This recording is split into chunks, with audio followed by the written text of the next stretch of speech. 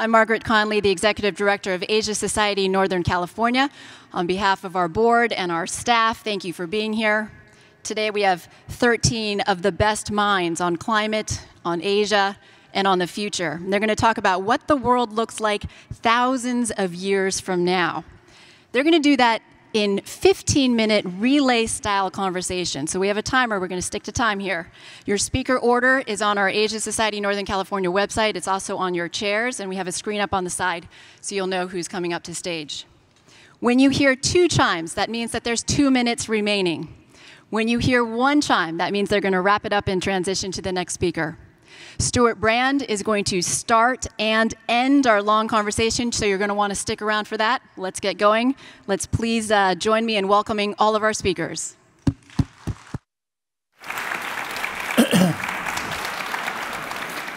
Thank you, Margaret.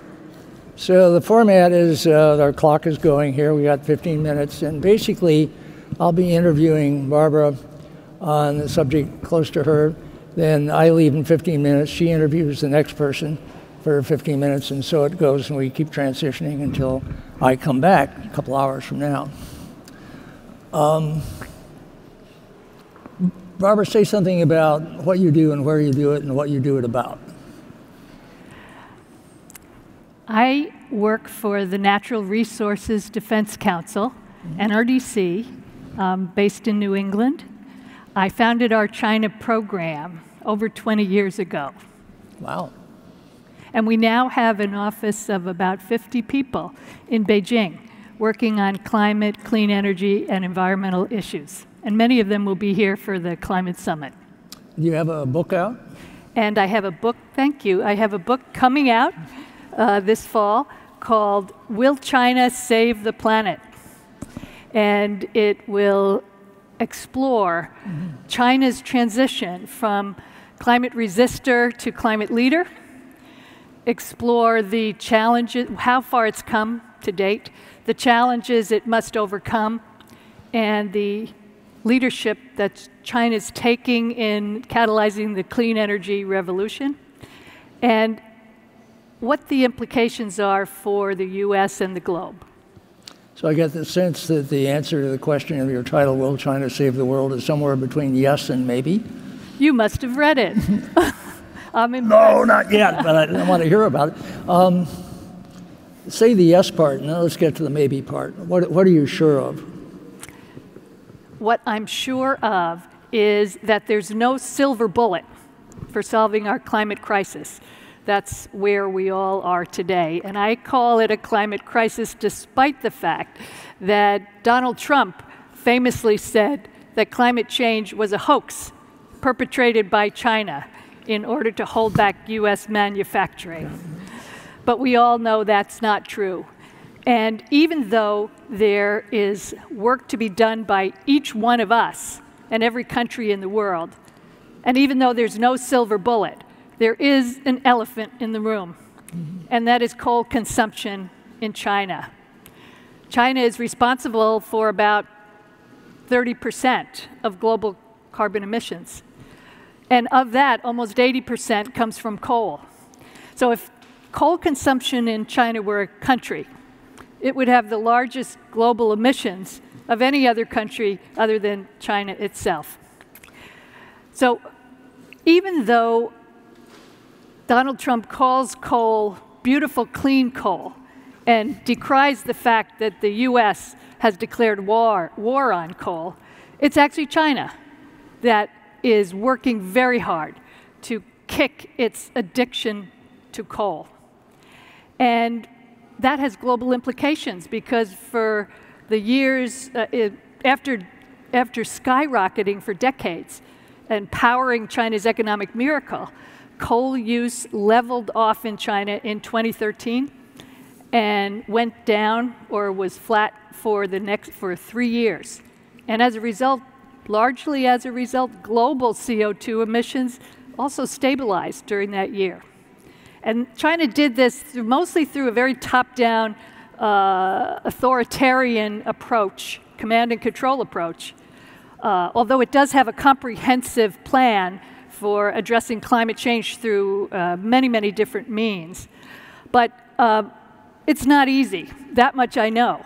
And I talk in the book about the fundamental challenges that China is facing as it deals with its coal addiction, which is the maybe. But the yes is that it's really working. I think coal is going to show some blips over the next few years, but it is inexorably on its way out, both in China and as a result around the world. What are they replacing coal with? They're replacing coal, not like the U.S., which has moved to shale gas as an interim bridge fuel. China is leapfrogging again right to renewable energy.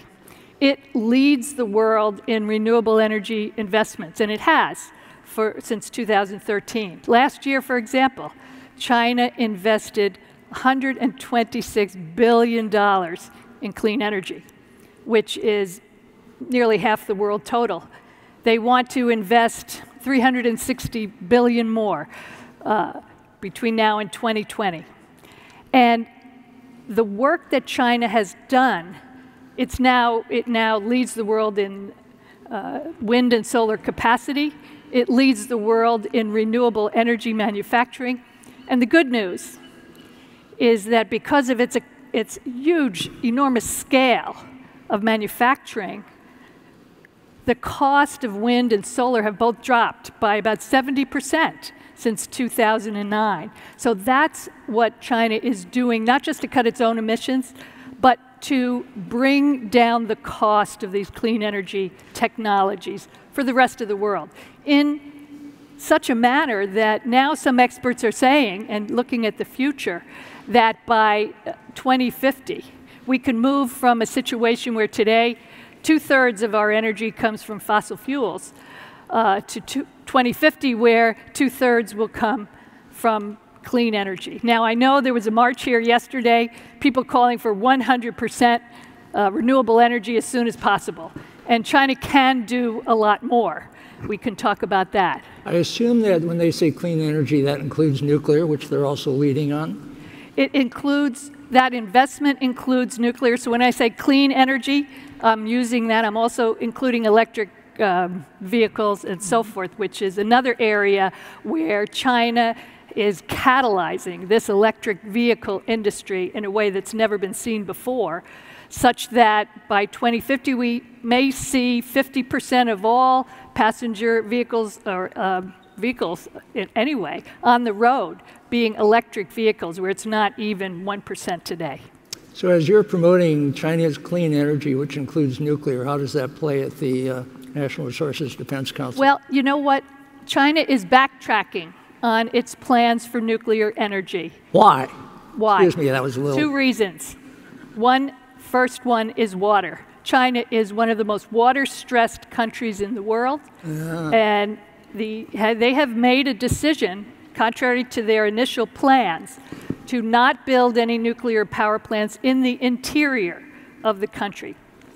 That cuts out a lot of options for them. Number 2, if they build on the coastline, where there's plenty of water, that's also its most highly populated areas. And after the Fukushima accident, the public concern was so high that they are treading very gingerly, since China is not noted for its safety culture, shall we say. But third, and perhaps most fundamentally, the cost of wind and solar is coming down so fast that in within the next decade or two, it's going to be cheaper to build new wind turbines or solar plants than it will be even to buy fuel for existing coal and gas plants. And that's much less than nuclear, which is one of the most expensive ways to get electricity on the planet. So what about geoengineering? There's talk of, there might be unilateral geoengineering by some nation that can afford it. It's pretty inexpensive to put up sulfur dioxide or diamond dust or whatever in the stratosphere and buy more time to get off fossil fuels. Is China leading the way on that, quietly doing something? What's their story on geoengineering? I can't answer that directly. about whether they're leading on geoengineering, but China has taken the approach of all of the above. And so I would guess, undoubtedly, that they are putting a lot of money and investment in geoengineering, just like they are in every other possible solution to climate change. However, I would just say that what's driving them on climate change is not only their extreme vulnerability to the impacts of climate change. For example, if nothing is done by 2050, 78% of Shanghai, one of the world's largest cities, is going to be underwater, and they can't build a wall because it's on, flat plain. It's not like New York City or other cities. They know how vulnerable they are, and the water stress is another piece of it. But also what's driving them is the air pollution, because coal is also the leading source of China's air pollution, and the impacts have been a disaster for the people in China who are calling out for cleaner air. So much of the work China is doing is focused on double benefits from reducing coal for climate and for clean air reasons. And I hear there's also a drought in the north, which presumably is of interest. There is severe drought, particularly in the northwest of the country, where you've got food security issues coinciding with water scarcity issues, and also, concerns about restive locals that China is trying to contain. So they understand that the impact of climate change, as does NATO and 70% of the nations of the world, that climate change is one of the top national security issues that exacerbates existing political and social tensions and can also lead to violent struggles over scarce resources. So there's a couple of issues that are environmental but not necessarily climate. One that comes up a lot is plastic. And the data that's emerging now is that the plastic in the oceans, 82% of it is coming from Asia, from Asian rivers, and only less than 1% from North America. Is China focused on the plastic issue at all? Not as much. And I would say that climate change, air pollution are only two of the many environmental problems that China faces. And it is giving attention to these other issues, particularly water scarcity, which may even be a worse problem than air pollution. But they're not giving it the priority that they probably should, including the plastics. So then another issue is wildlife. And as I understand it, within China, as in much of Asia, a lot of wildlife is basically food, and it's hunted. And then particularly as Asia has been getting more and more prosperous in the last couple of decades, a lot of people are buying rhino horn and ivory and really taking down species elsewhere that there's any kind of object, including, I guess, the spleen of the Mexican dolphins and so on. Is there focus on that? Is there hope on that? There is increasing focus about wildlife issues in China. It's very serious. There's been an enormous loss of biodiversity in the country. I'm pleased to say that just last year, China, with support from NRDC and others, announced a ban on ivory sales because of the impact on the elephant. In implementation, like everything else in China, is an issue, but we're working with them on that. And also, another good development is China just announced its first national park in the northeast part of the country, and to protect the tigers and other wildlife. So we're very excited about that and working with them as well. What's the story of the panda bear? Is that like a huge flagship umbrella species for conservation in general? Or I'm sorry, I missed the bear, the panda? The panda, mm-hmm. Yes, of course. Well, that was always the flagship issue of the Worldwide Federation Conservation for Nature, which was the first Western environmental group to begin operating in China. NRDC was the first international environmental NGO to launch a clean energy program in China. So I think WWF and others have done a very good job to protect the panda, though I remember when the Sichuan earthquake hit a few years back, the big panda reserve was busted wide open and a lot of them escaped. But I think they're working hard on that. So we'll hear a little later from Peter Calthorpe, who I think is involved in green cities in China, but what's your perspective on the new cities they're building and how green they are? China is the world's largest building construction site, half of all new build globally. That's a lot of concrete, among other things. That's a lot of concrete, yes, which leads to greater emissions. But China's 13th five-year plan calls for 50% of all new urban buildings in China to be certified green. And this is important because building use is the fastest growing source of carbon emissions in China. And nearly 20 cities have announced even more aggressive plans. I'm going to have to leave in a couple of seconds, but with your next interview, I hope you'll say something about Belt and Road, because that also is huge, and providing infrastructure for all of Eurasia and maybe the world. Thank you.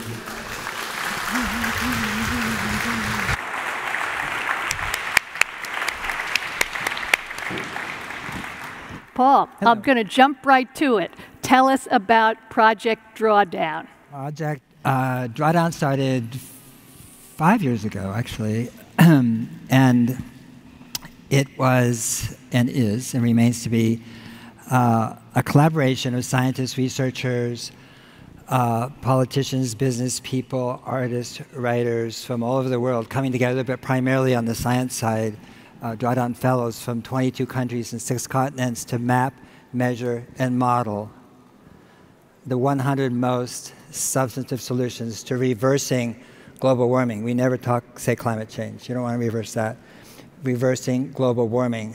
And we wanted to know if it was possible. We didn't know. And what is interesting about that is that it's never been done before. So we're 30 years into the IPCC. It started 1988. This is going to be the 6th assessment coming up. And in over 30 years, we've never actually, together in some way, and institutionally, academically, or whatever, is actually figured out what are the top solutions to reversing global warming. And why? I have no idea why that's true, but that's true. So we decided to do it on our own. And we had no money, so we were able to get amazing people from all over the world who volunteered essentially for $1,000 to write a master's thesis on each specific solution. And to say the least, we were surprised at the results.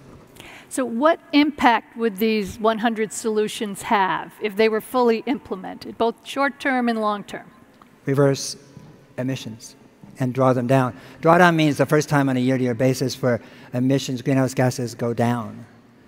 And we measure CO2. We talk about CO2 a lot, but actually, and we talk about it's right now 409, 410 ppm parts per million in the atmosphere, but actually when you count methane and nitrous oxide, SF6 and the HFCs and so forth, the other greenhouse gases in CO2 equivalent, we're at 492 ppm, not 410.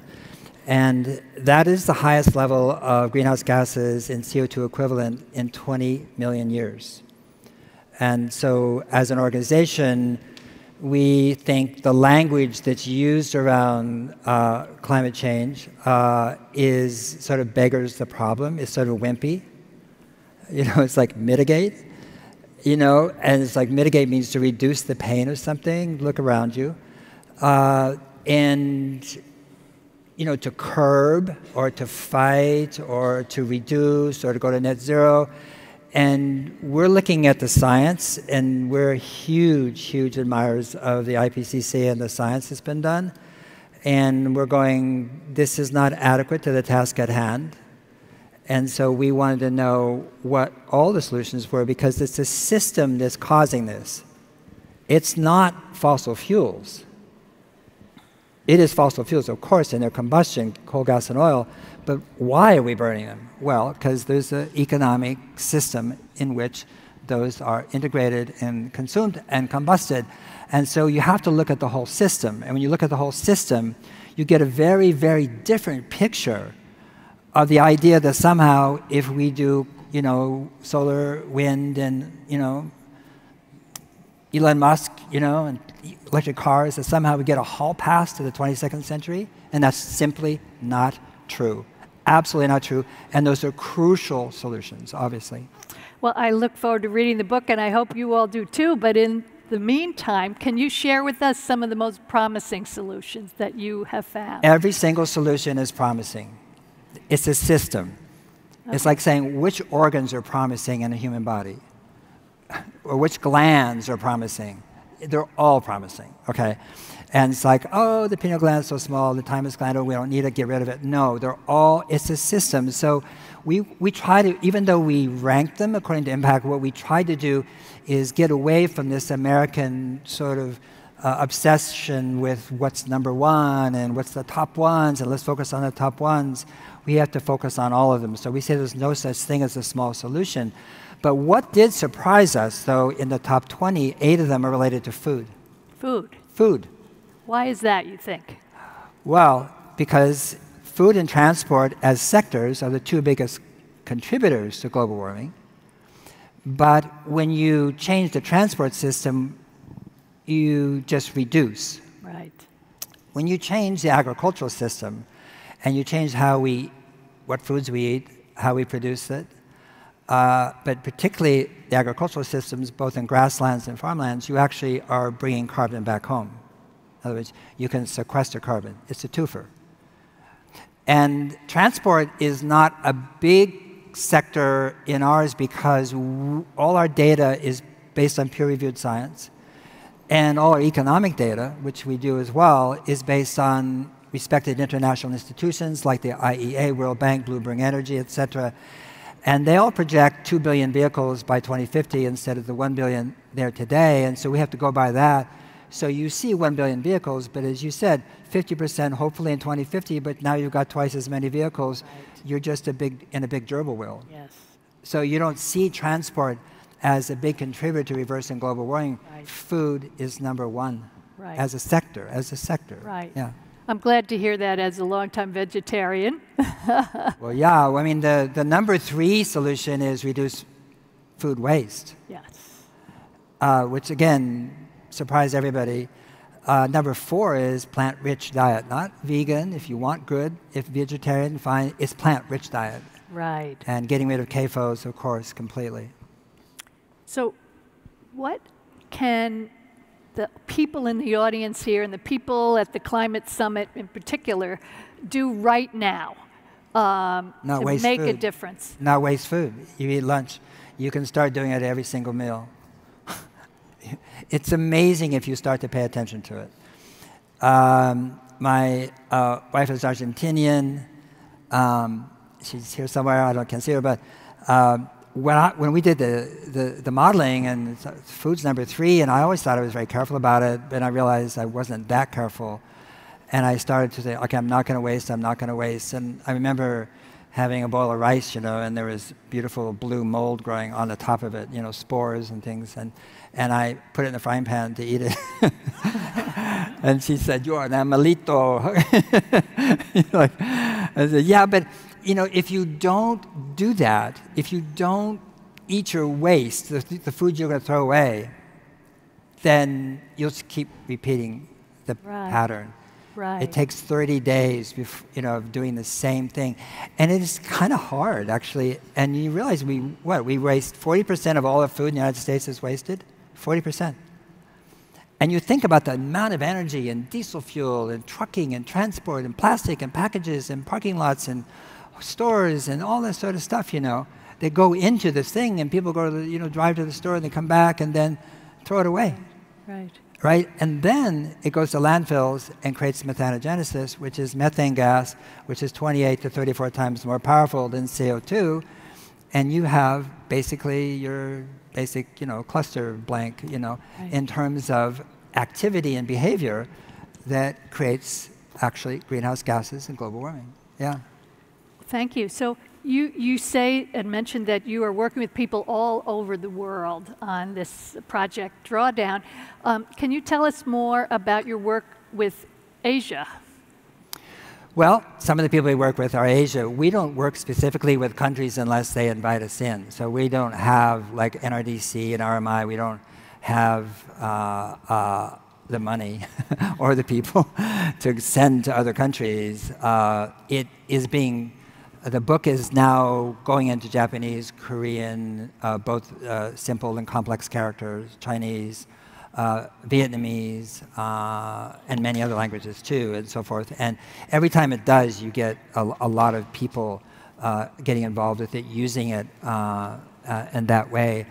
But in terms of Asia specifically, we just don't think of it that way.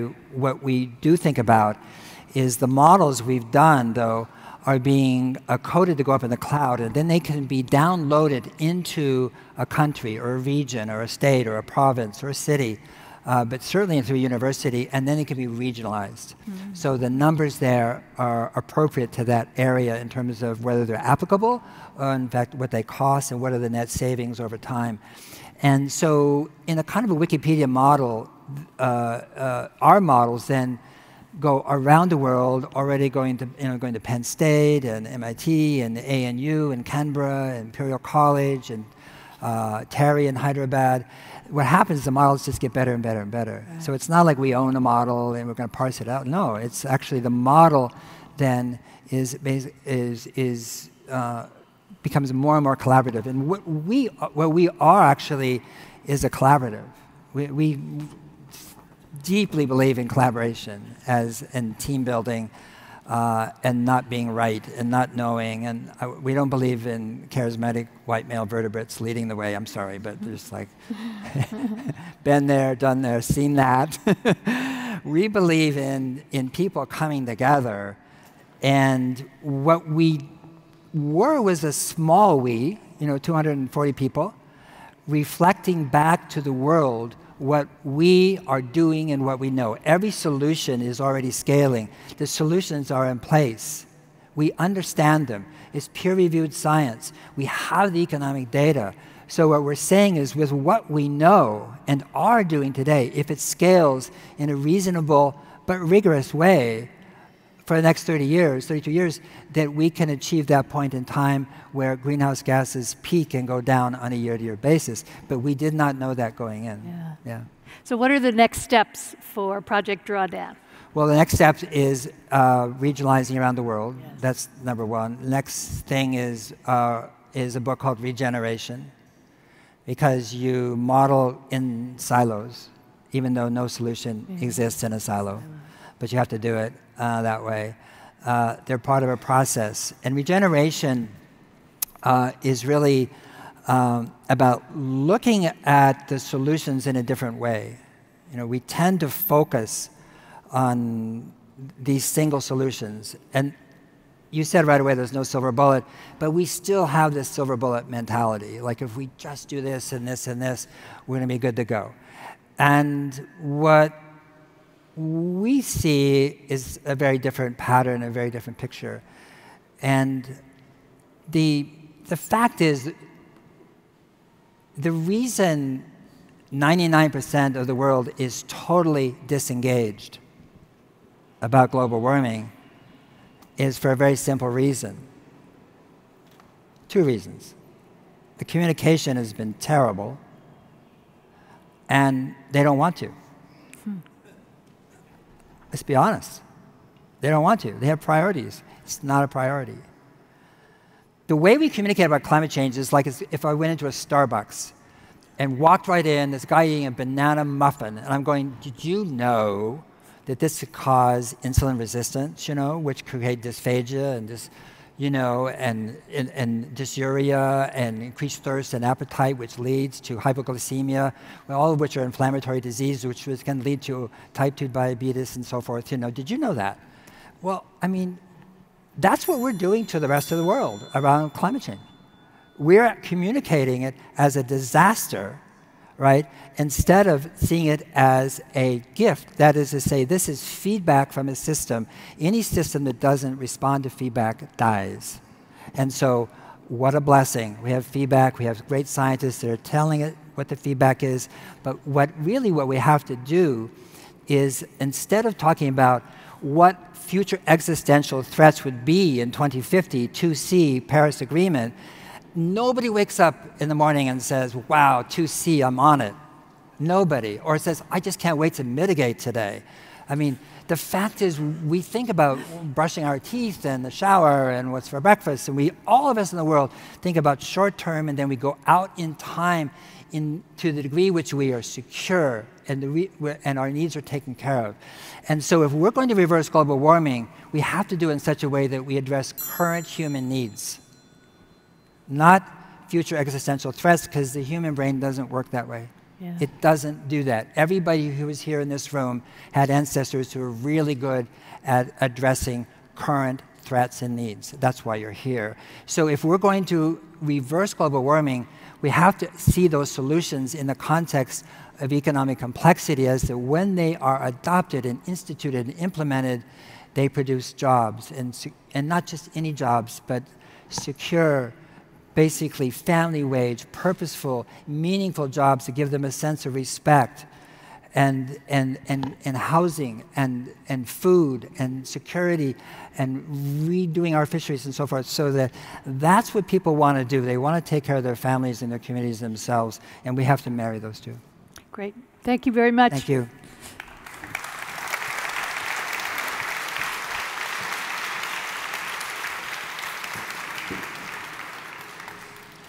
Hey, Jim, how are you? I'm very well, thank you. You want to tell everybody what you do? Sure. Your day job. Jim Barry. I'm at the Monterey Bay Aquarium Research Institute. I'm a senior scientist there.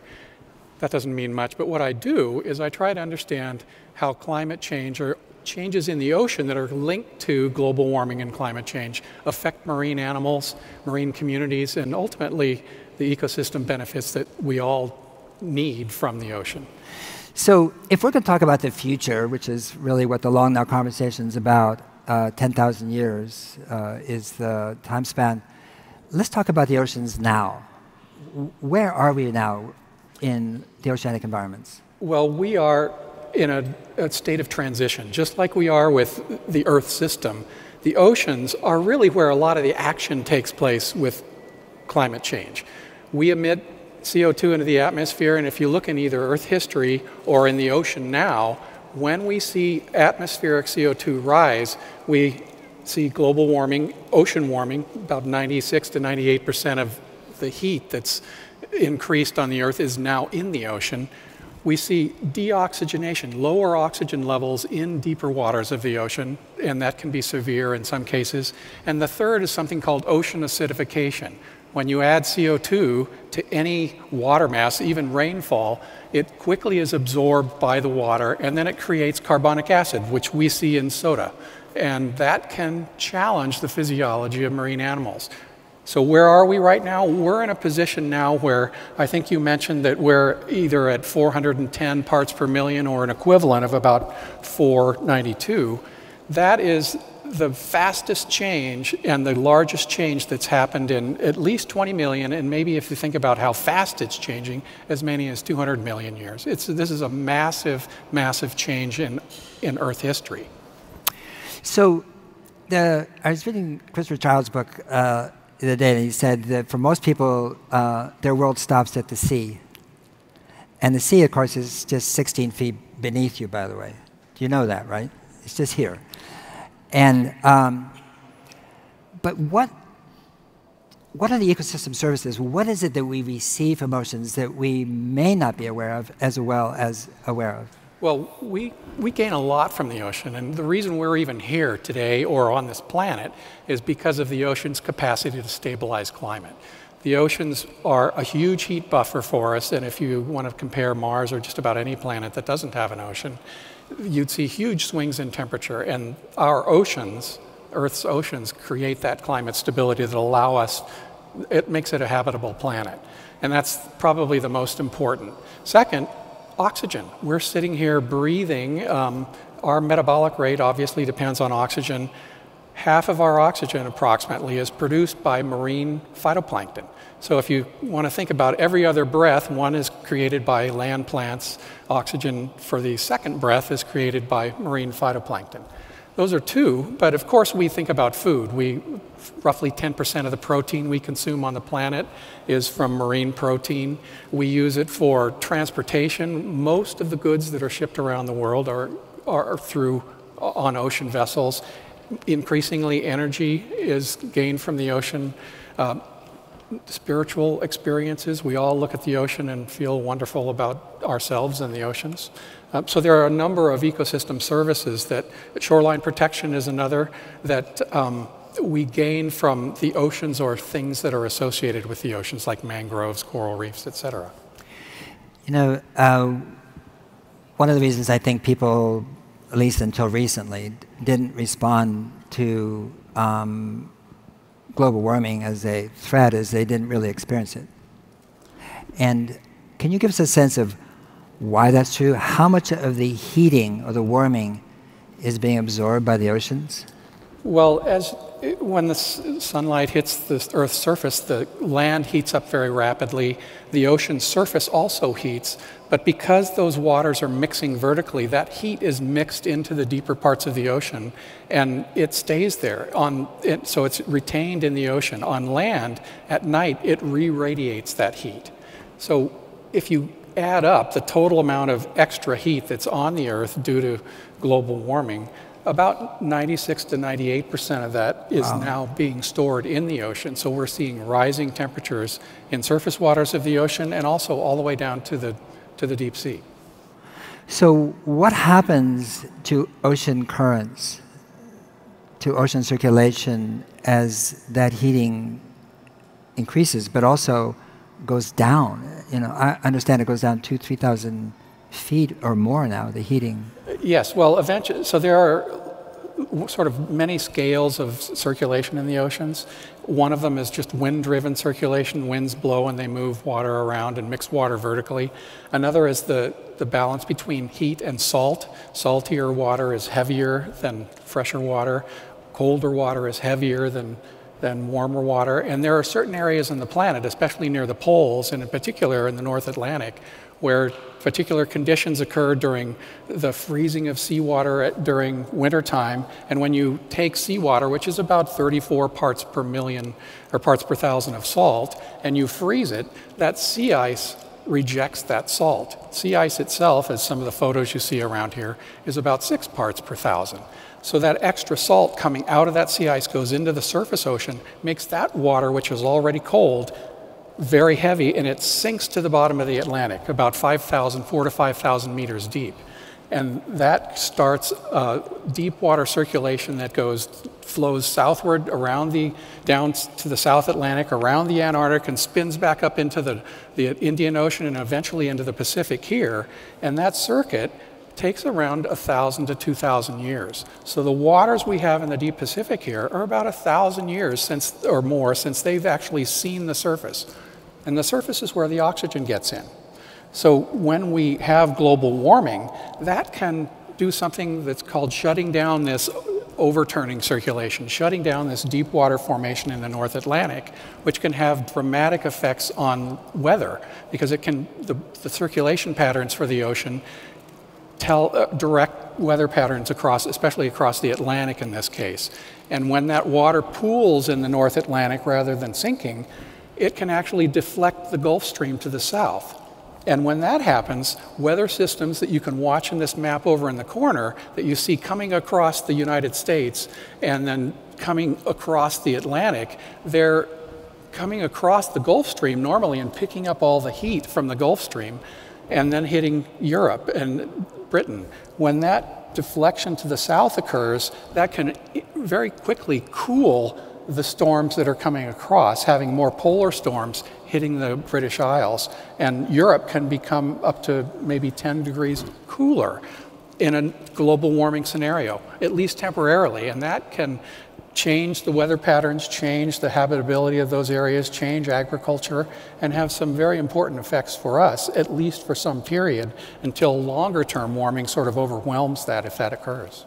Do we have any sense of when that Atlantic, the gyre, whatever you want to call that current, there's different names, but do you have any sense of the trigger effect or timing in which that's possible given the rate of warming and the rate of circulation changes in the deep sea? Well, I'm not expert on the overturning circulation, but there are people that are trying to look at ancient records or historical records that are preserved in some animals that form calcium carbonate skeletons. Just like tree rings, corals, clams, and some related animals that make calcium carbonate skeletons record the chemistry of the seawater in their shells. And if you take a cross-section of those shells and measure the chemical changes, that has been used in the North Atlantic to try and identify when and where this overturning or deep water circulation has slowed down or stopped. And the exact timing of it in relation to our effect on the Earth system isn't well known as far as I understand, although you'll need a physical oceanography to really get at that one for you. I mean, given the resilience of the oceans, that is the talk about slow time. Stuart talks about slow time in his book on, and this is slow time. The rate at which oceans change. That's really great from our point of view. It gives us a buffer, time to reflect on all this and change our behavior. But there's another side to that, which is it once it changes, it doesn't change back easily to the kind of things we saw in the Holocene.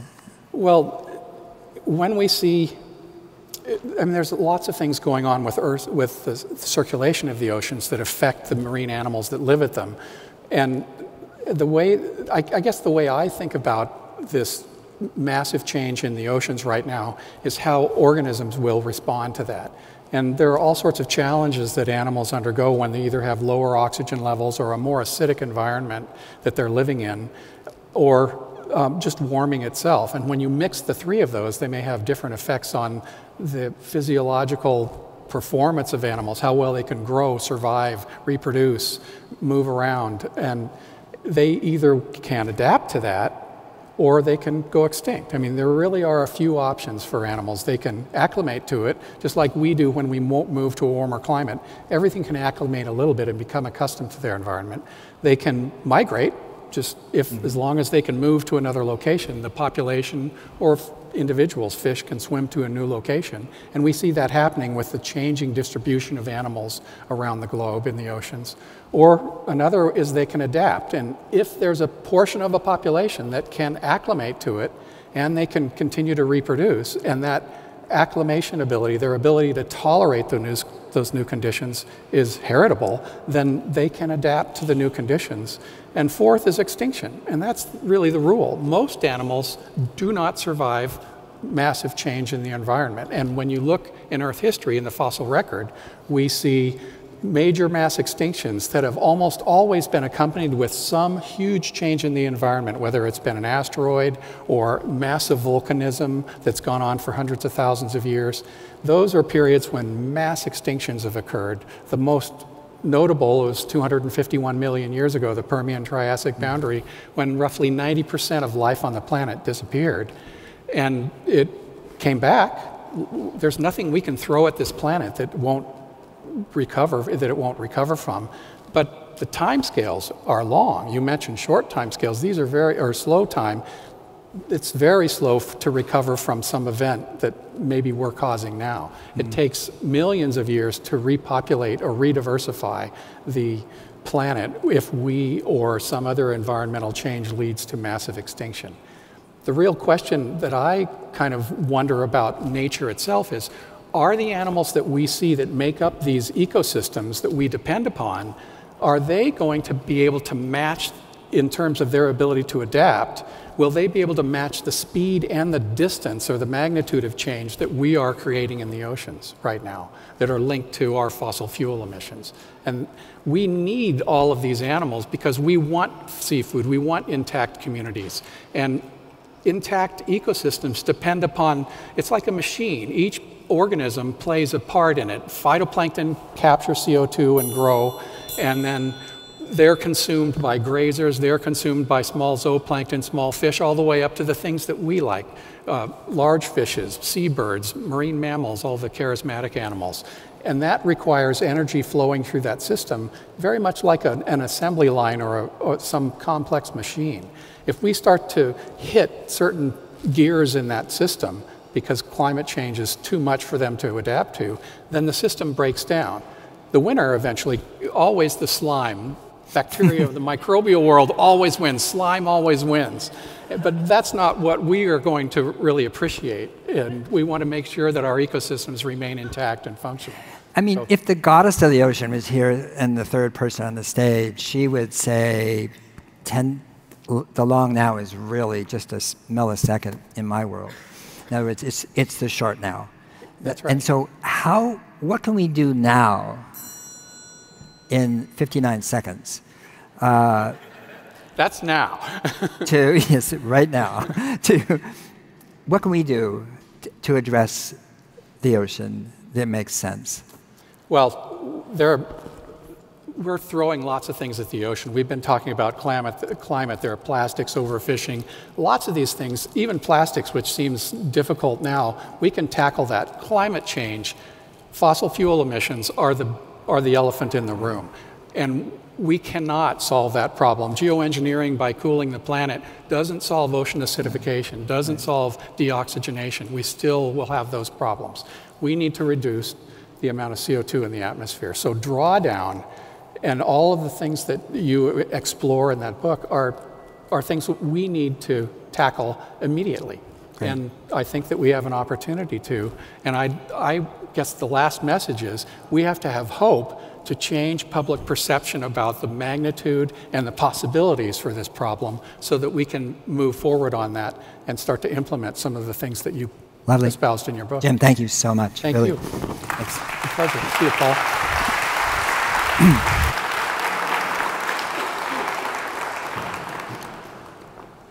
Hello. Hi, Peter. Hey, Jim. Peter, could you give us a little introduction to all of the things that you've been doing? All right, so my name is Peter Schwartz. I'm on the board of Long Now Foundation, and currently I work at Salesforce, where I'm the head of strategic planning. I'm the chief future officer. That's probably enough. Great. Well, we've been, with Paul, we were talking a little bit about changes in global circulation, and I know this is something that you've had experience with. Could you talk in a little bit more clear detail than I provided about changes in the Gulf Stream and the abrupt climate change? Or let me rephrase that. Are we going to see a gradual change in climate or warming, or is this going to be a series of steps? Sure. Before I do that, however, I just want to say thank you to all of you, by the way, for turning out on a Sunday morning. I'm amazed for all of you being here, so thank you. Second, if you make sure you walk around and see the show, and when he comes up here, thank Orville Schell, who's sitting over there, for the drive to make all this happen. It's an astonishing thing. Third, make sure you get Drawdown as a book, because I've been involved in the climate negotiations for years, and all we're doing is talking about lowering the growth rate of greenhouse gases from here to here. Drawdown is the first one that talks about bring it down and actually doing something fundamental. So a very important idea. And third, you and Paul were talking about the direct experience of climate change. Last year, my wife and I went to Lizard Island in the Great Barrier Reef for the third time. The previous time, in fact, Stewart Brand and his wife Ryan were there with us. This time was painful because of the coral bleaching, the devastating effects of climate change on the coral. So we are experiencing it already. All right, so to answer your question, my first encounter with climate change was actually back in 1977 when I was at Stanford Research Institute, and I was part of a team that was asked an interesting question, and quite surprising now in hindsight, because then the question was, were we headed into another little ice age? Because the world had been cool, as we know, from roughly 1400 to about 1850, somewhere in there. And then began the industrial age, and it began to warm, and then it accelerated to around 1890 and warmed till roughly 1960, and then started cooling again. And there were climatologists like Reed Bryson who thought, well, maybe this was the end of that warming cycle and we're headed into another cooling cycle. So we were asked to do the assessment of that, and I actually built the climate models. My background is fluid mechanics, and we reached a very interesting conclusion, which was that no, we were not headed into another period of cooling, that what we were witnessing were swings around a trend. and that the picture of climate change, of a kind of gradual global warming and everything warming up on a global basis, was a misperception. That when the climate changes, it changes in rather dramatic and often sudden and abrupt fashions. And the swings are not measured in small increments, but often very large swings of 5, 10 degrees and so on, not a kind of half a degree over a century kind of change. Yes, some of that happens in some places, but a lot of places will experience extreme volatility of the weather. And sure enough, the next year, that's exactly what started. The swing started back the other way. And we've actually had a few little dips along the way. And so that was the kind of first recognition that climate change is not a kind of gradual process, but one driven by very complex systems that tend to shift stochastically in complex ways.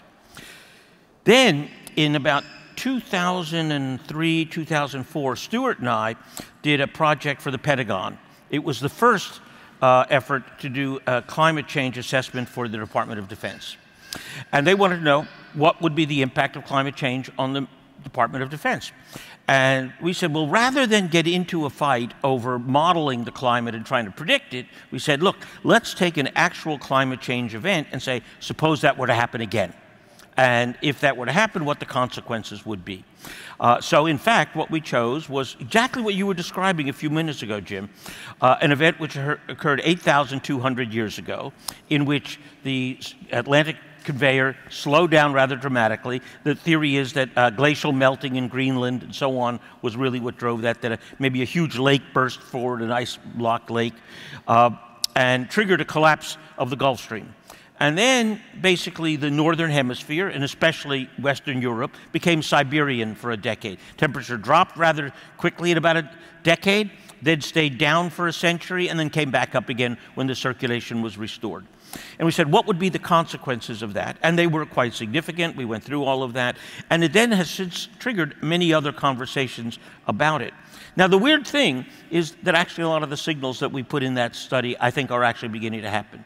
And I think, as you rightly suggested, there are at least some implications that maybe we may be beginning to experience another such period.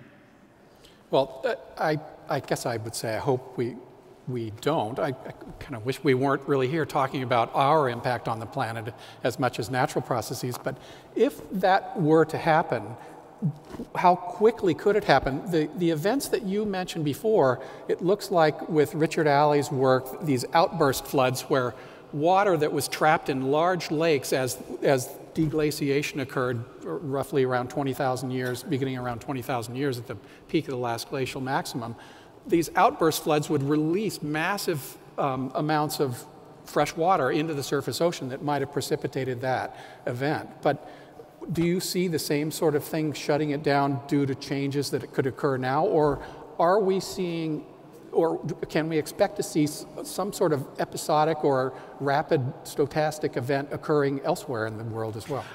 I think the reality is yes on both questions. In a sense. The likelihood in many places is that we will experience weather extremes. Extreme flooding, extreme storms, extreme droughts, etc. Southern China has been in a drought for quite a long time. So the likelihood is of extreme weather events in more places more often. And one of those might be literally the collapse of the Gulf Stream and an extended period of Siberian cold. Now, would you expect then, if we are continuing to warm, depending upon which scenario we choose, but right now we're on a fairly liberal CO2 scenario, eventually warming is going to take over, and that will result in not just changes in heat around the world, but also changes in precipitation and changes in the arability of lands. Can you comment on how that might affect the conflict or societal competition for resources? I mean, one of the things we looked at in precisely that is the effect on many of the rivers, particularly the rivers of Asia, because almost all the rivers of Asia, major rivers, come out of the Himalayas, right? And we're seeing right behind us here in these images what's happening to the source of those rivers, right? They're drying up. And the Chinese are building dams on those rivers. The Chinese have built, I think, 40,000 dams in the last 40 years. I mean, they open a dam a week. I mean, it just blows your mind. Having said that, you start thinking about those rivers, the Indus, the Brahmaputra, the Ganges, the Mekong, the Yangtze, the Yalu. Many of them, particularly the Mekong, go through many countries, right? So you start with the Mekong in the Himalayas, goes down through Laos, Myanmar, Cambodia, Vietnam, and out to the sea. Well, the Chinese are building dams because they're having droughts, right? The Laotians were going to, but they didn't. They got stopped. But then you start thinking about that flow downstream. If that begins to dry up, two big effects downstream. First of all, the Mekong River Delta, one of the richest growing areas for rice in the world, begins to see the salt line move upstream and have a rather dramatic effect. Further upstream of that in Cambodia is Tonle Sap, giant lake where an enormous amount of the fish from Cambodia come from. Again, the river moves, the salt line moves up, and suddenly you lose a huge second source of food supplies. So the likelihood of the kind of conflict that an upstream decline in the Himalayas might produce conflict downstream over access to rice and fish, actually quite high. Well, let's kind of step back to the very big picture now. We have sort of an overwhelming problem of how are we going to cope with climate change in the future, or global warming, or however you want to call it. What do we as individual countries or as a planetary society need to do in order to start to move toward solving this problem or coping with the changes that we're going to have to accept? Well, I think we have to do three things fundamentally. Number one is we have to get vastly more efficient in our use of resources, everything from energy, land, food, water, etc. And the truth is we can. We've shown it in the best cases. We can do much better than we do in the worst cases, right? I mean, a place like Singapore, they recycle 80% of their water, right? So, you know, you can actually do a lot on that side. And the book Drawdown actually deals with some of that. So be vastly more efficient in our use of resources. Second, I think we actually have to start adapting to climate change, right? The reality is climate change is going to happen. The only question is how bad it's going to be, not whether it's, we can't stop it any longer. So the coastal cities, which you talked about, right, going to be a huge issue. They've got to start adapting now. You know, if Shanghai, if Singapore, in fact, I did the climate change strategy for Singapore, they're going to have to build dikes. They're like the Dutch, right? They're at sea level. Mm-hmm. The highest point in the country is about 300 feet, a hill in the middle of the country. That's about it. Everything else, sea level. So you take places like that, Jakarta, underwater, you know, so many places. The country of Bangladesh is profoundly threatened. So all these places that are really seriously, existentially threatened are going to have to start adapting now. And then the third thing, and you know, I think this is painful, as we touched on it, we're going to have to start thinking about how we do geoengineering. We are geoengineering just unconsciously, right? We are changing the climate of the Earth, but without actually thinking much about it. Mm-hmm. And as a result, you know, we need to now start thinking about it and actually probably intervene in a positive sense. Well, I agree with everything that you've mentioned. If we think about the 10,000 year, the really long, at least for society, what can we do now? How do we change public perception? What policies can we implement to create a scenario that you're expert in that might guide us early on to get us on the right track to either adapting or geoengineering, if that's it, or reducing population size, whatever it is that might be allowing us to maintain some high quality of life? Well, look, I think among the most important things, you just touched on one, on an obvious one where we have been staggeringly successful and where we can do a lot yet is population, right? I mean, Paul Ehrlich was right to warn us back in the late 60s about the population bomb, and people criticized that, well, he got it wrong. No, he got it right. The warning was right, and we did the right thing, right? Better birth control, getting women educated, all of the things that have begun to have a dramatic effect on world population. People don't know, the numbers aren't out yet. Even Southeast Asia, Thailand, Vietnam, Indonesia have seen a dramatic drop as they've gotten richer. So everywhere in the world where people are getting richer, populations are dropping. Even Africa, we're beginning to see a bit of movement. The impact is profound. A half a point drop, just a half a point, in the fertility rate worldwide, just a half a point, over 300 years would mean that the population will go from 10 billion to 2.4 billion. right? And a world of 2.4 billion that is technologically and scientifically very sophisticated is likely to be a very rich world, and not one that is likely to have high consequences for the planet in the way that a world of 10 billion does. Well, one of the things that seems to be required to move in that direction is to think about growth in a different way. Not growth in terms of expansion, because if we depend upon the expanding population to drive our productivity in some cases. How do we change that mindset where we think more about sustainability instead of growth?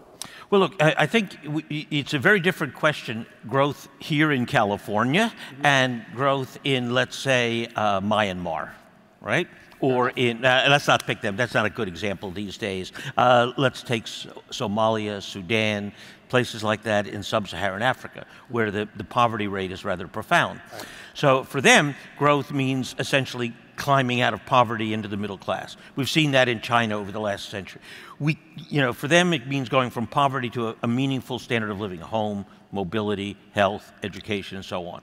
I think until the world reaches that standard of living, growth for most people still means what it has meant for us. For us, it's a different story. For us, we have the freedom to live very differently. We live well, we have a much higher standard of living, so we can set standards. And California, by the way, I think is doing a reasonable job, moving toward electric vehicles. We had the first appliance standards, house standards, renewable portfolio standards, and so on. So we're learning how to live a bit lighter on the land, not light, a bit lighter on the land, and have a beginning of an impact. So I think the challenge is very different for the wealthy world than for the poorer part of the world in that respect. Good point. So we have about 30 seconds left. Just the three big three are really food security, energy security, and water security. Is any one of those the real crux of the problem here? The one I worry about most is water. Because it is a universal need. The impact of climate on it is profound. And I think we are not very good at knowing the politics of water particularly well. Well, Peter, it's been a pleasure. Thank you. My pleasure. And I'm going Take to care. exit stage left.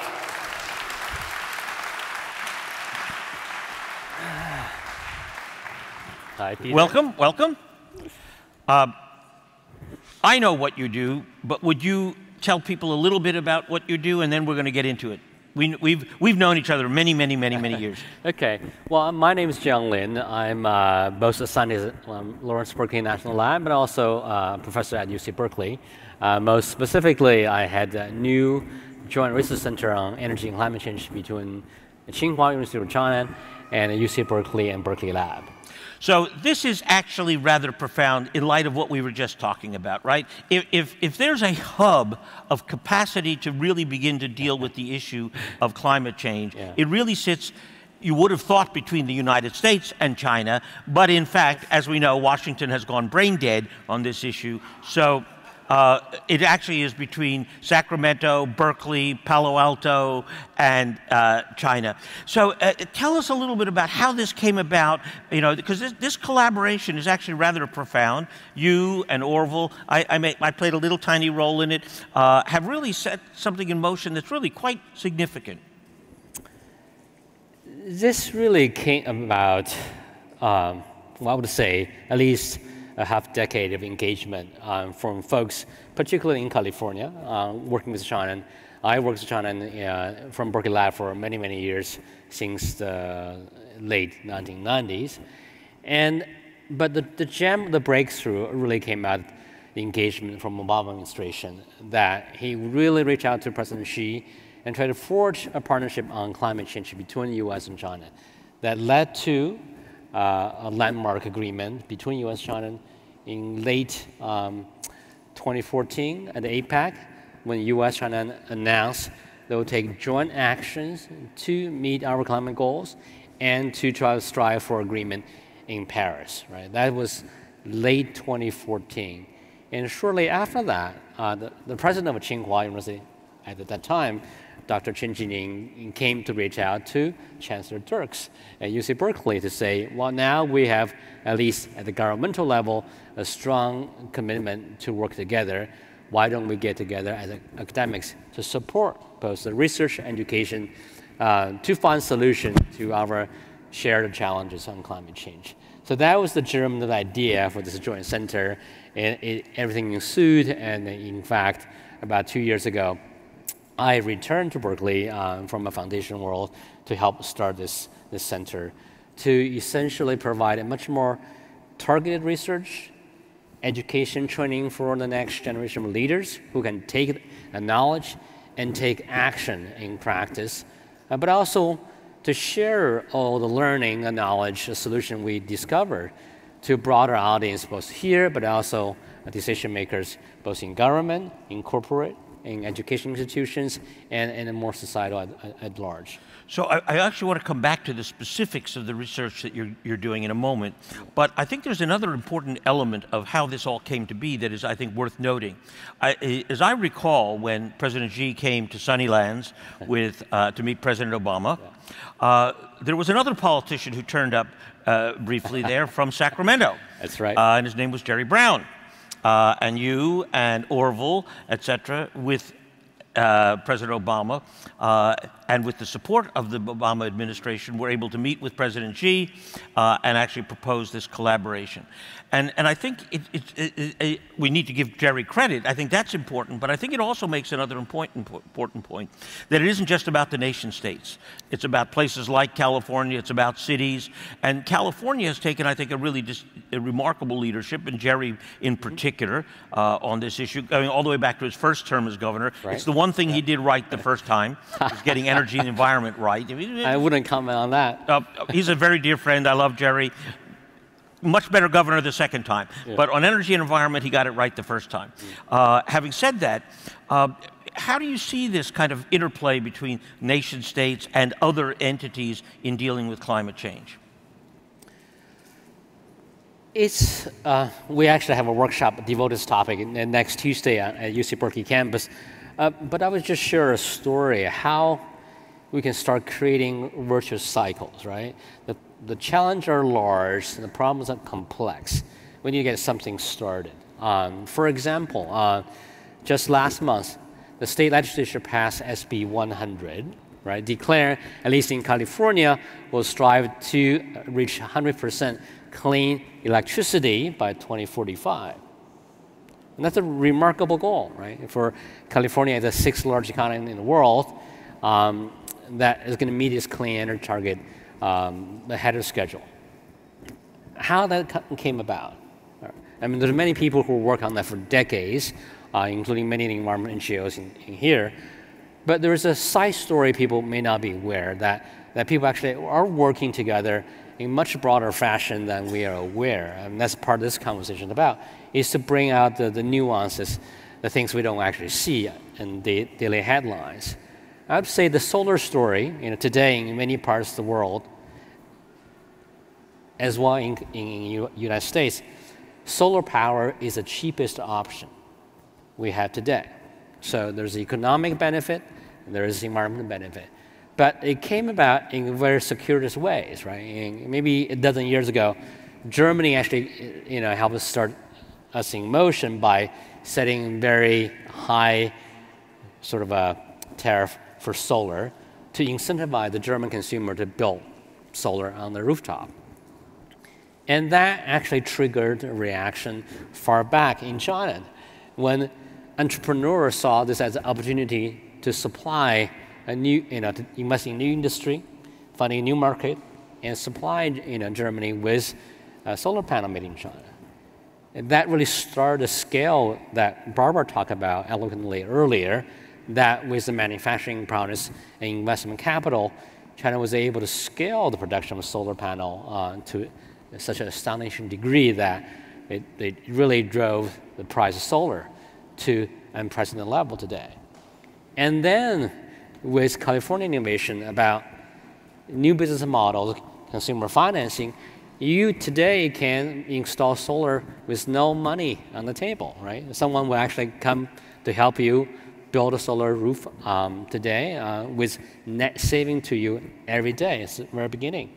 And that's a very powerful sort of a story of how everyone, individual action in different states actually can combine, contribute to this acceleration of price decline in solar. So today is not only an environmental choice, it's actually an economic choice, putting solar ahead of other fossil fuel generations. Yeah, I think this is, we tend to focus on the big countries and don't look at what states and cities are doing. When I represented Salesforce at the climate talks in Paris a couple of years ago, and it was really quite striking when Jerry arrived, because we had this big party, and Jerry got up and was able to say, I speak not for 40 million Californians, but for 500 million people who follow California's environmental laws in 14 states of the United States and 4 provinces of Canada and 4 provinces of China and 150 cities around the world. And that's a profound statement. Though at the cocktail party, I will say, Arnold Schwarzenegger was there, and he got up and he looked over at Jerry and he says, well, when I look over at Jerry Brown, I see 1 mind and 2 bodies. And then my wife spoke up and says, no, you got the body, he got the mind. Anyway, give us a few examples of some of the kind of specific research initiatives in the program you've set up that are likely to have kind of significant effects, either in reducing climate change, adapting to climate change, becoming more efficient, etc. What are the kind of specific elements of the research program?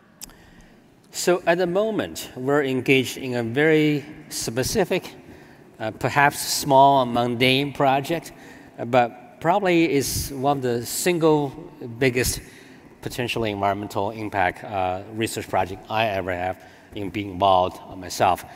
This is really had to do with air conditioners. With air conditioners? Air conditioners. So in Northern California, suck, right? Exactly. So we, have beautiful weather, so we don't use air conditioning very much.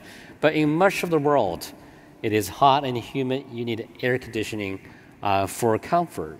And as people get wealthier around the world, everyone is buying air conditioners. They easily outpace all the solar panel we installed last year, over 100 gigawatts solar being installed worldwide, half in China. But that's dwarf in comparison with the air conditioner that's being installed worldwide. Wow. And the power sucks, right? And today, it is very inefficient. We can easily double the efficiency of the air conditioner we have, and we're working on that. More importantly, the refrigerant used in a conditioner is what we call a superpollutant, right? And what's the refrigerant? The HFCs. HFC. Hydrofluorocarbon. And in terms of global warming potentials, 1 molecule of HFCs is 1,000 times more warming than CO2 we talk about. So this is a very severe issue. Most people have not heard of this gas and not paying attention to it. However, by replacing HFC alone, as enshrined in the Kigali Amendment to Montreal Protocol 2 years ago, we can actually potentially prevent warming of 0.5 degrees. Right? Wow. Remember, our goal is limiting our warming below 2 degrees Celsius. And by tackling HFC as a refrigerant, we potentially can reduce warming about 0.5 degrees. But there's an interesting example, because as you know, recent research on the sources of HFCs that are still coming out have to do often with recycling refrigerators and air conditioning units in China with the gas actually being released. Is that right? So there was a recent report, I think about a month ago in New York Times, tracking down, there's the CFCs. Really old. The CFCs, not the HFCs. Right? The one we're supposed to be phased out already. Right. And that's clearly an environmental issue. And it's an issue that I think Bob addressed already about enforcement issues, environmental regulation in China. Right? So, clearly people is on top of that. We hope we can get to the bottom of that very soon. But we do today have replacement for all the polluting superpollutants, a benign refrigerant that can be used today. So the Kigali Amendment commits all the nations to start a schedule to replace HFC with other more benign refrigerant. If we can do that at the same time by doubling the efficiency of the air conditioners, we can potentially double the global warming impact. Essentially come close to 1 degree warming impact by promoting both the efficient as well as CFC, HFC-free air conditioner. So it involves change in materials and change in the design and function of air conditioning units. Right. Yeah, people don't tend to think about air conditioning, but of course, with the huge population growth near the equatorial zones, places like Singapore and Rio and so on, Sao Paulo, these all depend upon our air conditioning. Yeah, that's right. So, okay, are there other sectors where you think there's very high leverage between US and China where we might make a big difference? Well, I think the one thing we'll talk about between the new partnership between California and China are really about, I think many speakers earlier today has spoke eloquently about the challenge, the complexity, the multiple challenges we have. But I think we need to start somewhere, right? So I think that in solving this long-term system challenges, we really need to look for the pivot, how we can turn the thing around, right, and not extrapolating the past trend, but actually going the other direction. So California has started this trend by declaring we're going to have 100% clean electricity sector. And that's a terrific thing we can work with China on. China is producing a massive amount of solar and wind machine in China, and that's one sector we can work specifically on. On the other hand, the biggest pollution source in California is actually our driving habit. Sure. Right? So we have a mandate for EV, and China, as Barbara mentioned already, produces or buys 50% of the EV in the world today. But what is not known, what China is doing, is actually promoting electric buses and other trucks that can be electrified, because that's a tougher problem to have. So between the clean power source we have and potentially replacing our transport option with clean solution of EV electric buses, I think we can get down to the two major sectors, a very healthy trend to the zero. So no, I will say there is, in the risk, and particularly in China, I think this is true with EEVs, that they're not ZEVs, they're EEVs, elsewhere emission vehicles, right? You relocate the pollution from the vehicle to the power plant. If that power plant is a coal plant, you haven't gained a lot, right? Yeah. So this is, I think, one of the challenges. We face it to some extent in California, but I think they face it in extreme, given the sources of electricity that they now have. But I think you're right. Obviously, the move toward efficient buses, trucks, etc. in China is a big step in the right direction. Yeah. Well, and I think our time is up. Okay. All right. Thank you. Thank you.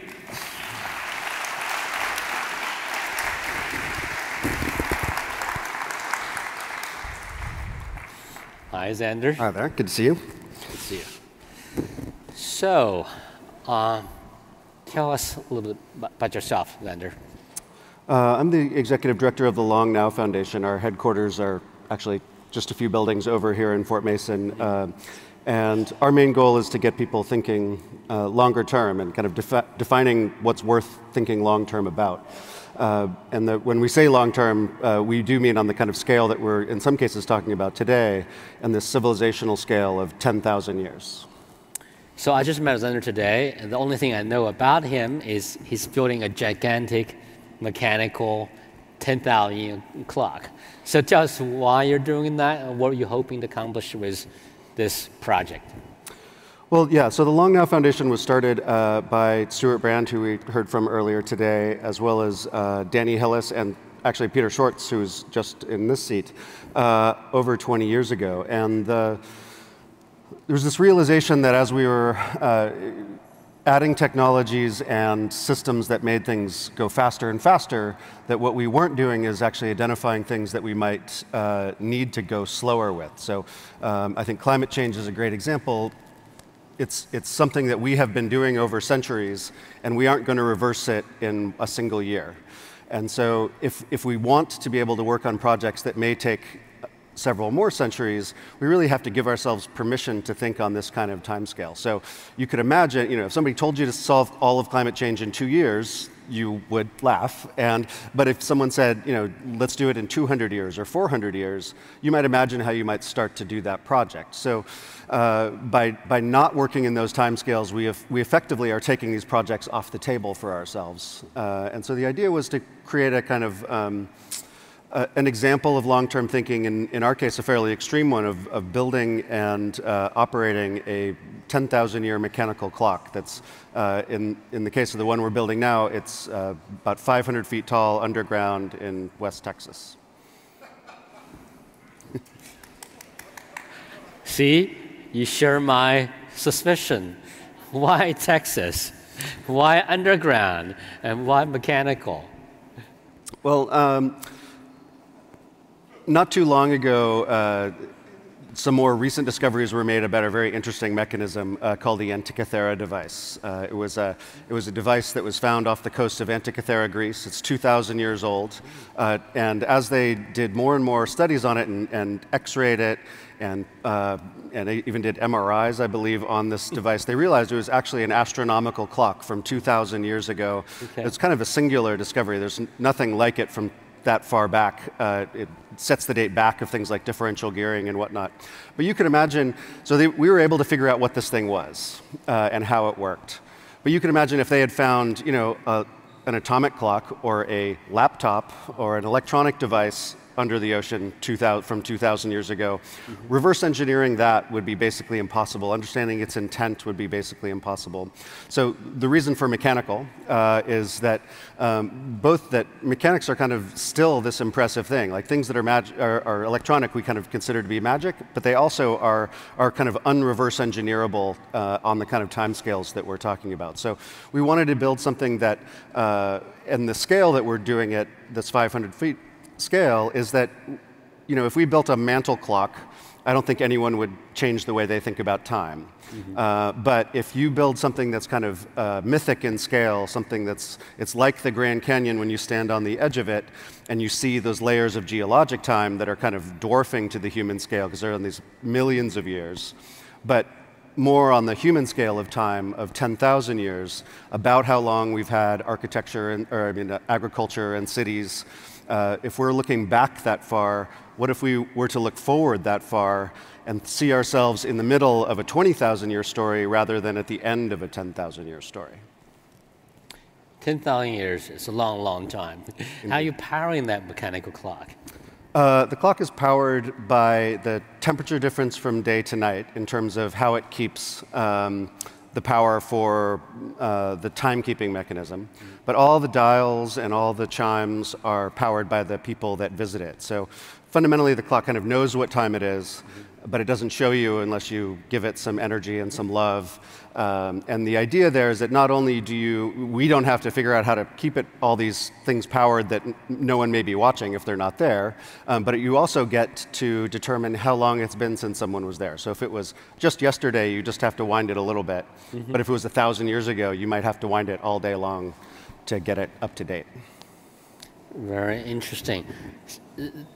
We have heard earlier other panels to talk about the urgency of climate change, the action we need to take today.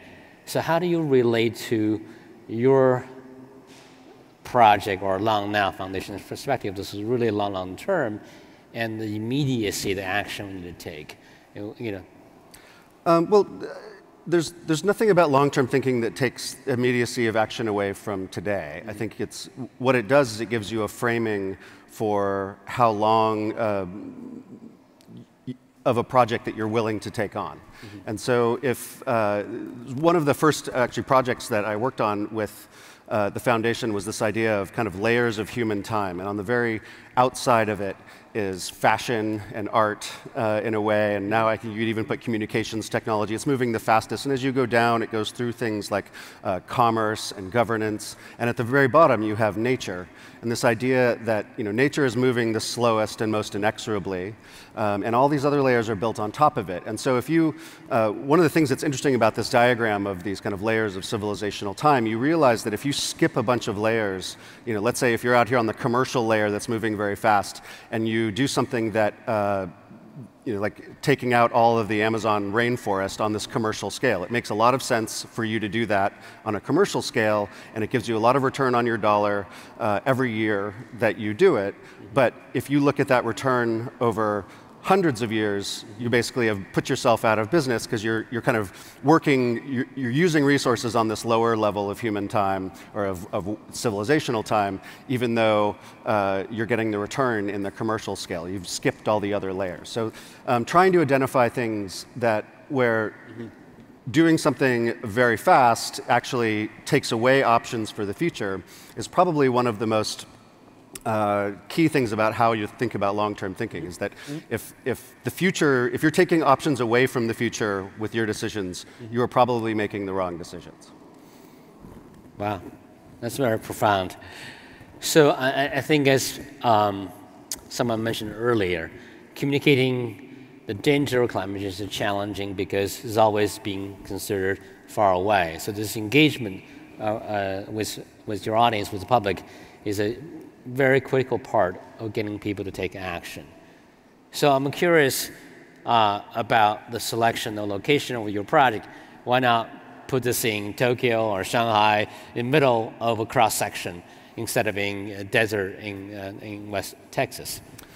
Right, well, yeah, so why a remote location is an interesting question. I think we do have some of our prototypes around the world, including in our own space here in Fort Mason, as well as one at the Science Museum in London. We're looking at other major world museums. So you have these city locations where someone can come and see a thing like this. But I think the kind of scale that we're working at and the goal is actually to build something that's mythic, that somebody tells stories about. And if it's just this walk up and see it, walk away experience, I don't think it has that thing. We want to change the storytelling about long-term thinking. And so part of it is that when it's far away, it becomes this much more mythic thing. A few years ago, I visited the Seed Vault in Svalbard, which is designed as a 1,000-year facility to be a backup copy of the world's agricultural seed reserve. And there's something amazing about it being in Svalbard, which is this 800 miles north of the most northern part of Norway, and that it's basically naturally refrigerating all of these seeds. And as I signed my name into the guest book, I was signing right behind Jimmy Carter and Ban Ki-moon. I mean, people were going all the way to this very weird place, kind of because it was this weird place. So there's that feature to it. I think the other one is that really cities, while cities themselves are one of the most resilient things in terms of their basic floor plan, everything in the middle of those blocks usually is getting replaced every 100 to 200 years ago, as it goes. And so it's not a good place to have a single building or structure that's going to try and last on the scale of 10,000 years. So getting it out of the way of kind of fashion and commerce is in our favor in terms of having something last for a very long time. Well, that's a very interesting strategy, definitely. Yeah, I think Peter later on will come talk about the cities, because I think city is we tend to think as infrastructure, but also there's an evolution of customs and habits that evolves actually over a much longer period of time. I grew up in Xianyang in China, which is the first capital of the unified Chinese Empire. There's actually almost nothing left to be seen. So, this perspective we're building about creating a mystical place for people in the future to look back at this is very, very intriguing. I understand that the Long Now Foundation has been sponsoring this sort of a long conversation around the world. Could you share a little more where you have done this and what in different kind of a format? Yeah, so this format that we're doing here today, this long conversation, it was actually invented by a group called Art Angel in the UK, and they work with Jem Finer, who wrote a 1,000-year musical composition that was played with a series of Zen bowl gongs, and it's still playing. It was launched in 1999, but they wanted to do a 24-hour conference, and they chose this format or they invented this format as a way to 24 hours. So we're doing a couple-hour version here today, but they did it on a scale of 24 hours. Most recently, the Smithsonian used the same format at their inauguration of the kind of launch of the renovation of their new Arts and Industries building getting renovated.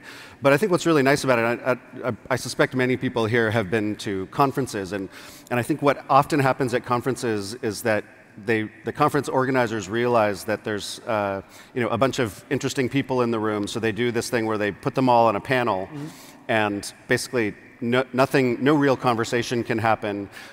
Nothing can really get advanced because you end up asking one person one question across the panel, and it's always this very frustrating format, and I don't think gets a lot out of these amazing people that often are at these conferences. So I think what I like about this format is that you end up with unscripted conversation between people who may or may not know each other very well, and they kind of have to find common ground in front of an audience, which is an amazing thing. And sometimes I've seen it work very poorly, where there's just long, uncomfortable silences. But at least we have the audience to be entertained. From growing up in China, I have seen history accelerating the last 30 to 40 years, at least in changes happening in China. I always struggle between this long-term perspective and our focus on near-term. Right? There's rationale for people to focus on near-term actions. And, it was earlier a speaker talked about you have to deal with goes to your life, making quick decisions on everyday details. How do you create the space we need, right, to actually block away the things which are in front of you every day, and have this slightly longer, may not be 10,000-year perspective, at least even generation perspective. You think about what you do that could have longer impact, at least for your family, right? I think it's a really good question, and there's no single answer for that, but I do think that generational thinking within a family of caring about your grandkids and what their world is going to be like is really the key. And I think, as much as we, certainly as we look around these images, we think of the future as this much worse place. As we look back at 10,000 years, actually, it's been ratcheting itself generally better, generally safer, generally easier ways of living for all of that 10,000 years. And I think largely that is a very small and personal ratcheting effect of parents wanting the world to be a little bit better for their kids. And just, every single parent tries to make the world around their kid, at least, a little bit better than the world that they had, their life a little bit easier and safer. And I think that simple ratcheting effect has been going on since the dawn of man, and that's really where we're getting this effect. Now, it's a very personal effect. The problem is that we now have to do that same thing on a kind of global scale. So do you have a couple of recommendations for our audience in terms of our daily practice? How do we start building in our everyday life a habit of looking long term? Well, I think it was the simple thing that I mentioned earlier, which is it seems simple, and you'll realize it's a little bit harder as you do it. But any decision that you're making, is it closing down options for the future, or is it opening up options for the future? Fundamentally, the people of the future, even ourselves in the future, are going to know more, have better information than we do now. So without stifling yourself from making any decision, how do you make decisions that just open up more possibilities for the future? Well, thank you. Thank you. Thanks a lot.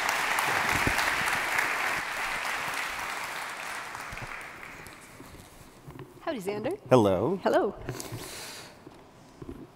Good to see you. The last time we saw each other, actually, I think you were speaking at our space right over here at the interval.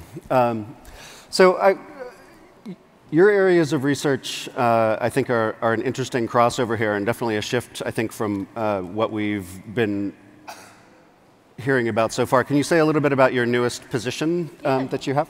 Sure. So I'm a science reporter. I've been reporting on science in the Bay Area for the last 20 years. I teach at UC Berkeley in the Graduate School of Journalism, and I'm an assistant dean. And I think the reason that I'm here today is because I wrote a book called We Have the Technology, which is about biohacking and the future of sensory perception. My area of nerdery is kind of thinking about the future of the body and the brain and what the experience of being human will be like. So I'm here to say that in terms of that, 10,000 years is nothing. Nothing at all. In fact, I'm going to boldly state that in 10,000 years, one of the most consistent things about the world, if we survive that far, will be the human body and the human genome. Well, yeah, I think that's really interesting. I mean, one of the principles we have in the clock is, if we had dug into the mountain and found the clock already there, what do we wish we had found, right? So we want to build the clock that we wish we had found from 10,000 years ago. Right. And one of those kind of basic assumptions is that the human body has not changed radically. The human kind of aesthetics have not changed wildly over those 10,000 years. Desires, hopes, and dreams has not changed. But I think that's a very interesting thing if we look forward 10,000 years in the world of genetic engineering and biohacking as to what that may be. What are some of the forces that you think might radically change that over the next century or millennia? For some perspective, we're Homo sapiens. So our genus, Homo, arose 2.5 million years ago. 2.5 million years ago. And then Homo sapiens, which is us, anatomically modern humans, is 300,000 years ago. And then the Anthropocene, which is when humans begin to affect the planet, is 10,000 years ago. And then, here's us, right? So tiny slice of time. 10,000 years in the future in terms of natural selection and evolution is not that much, right?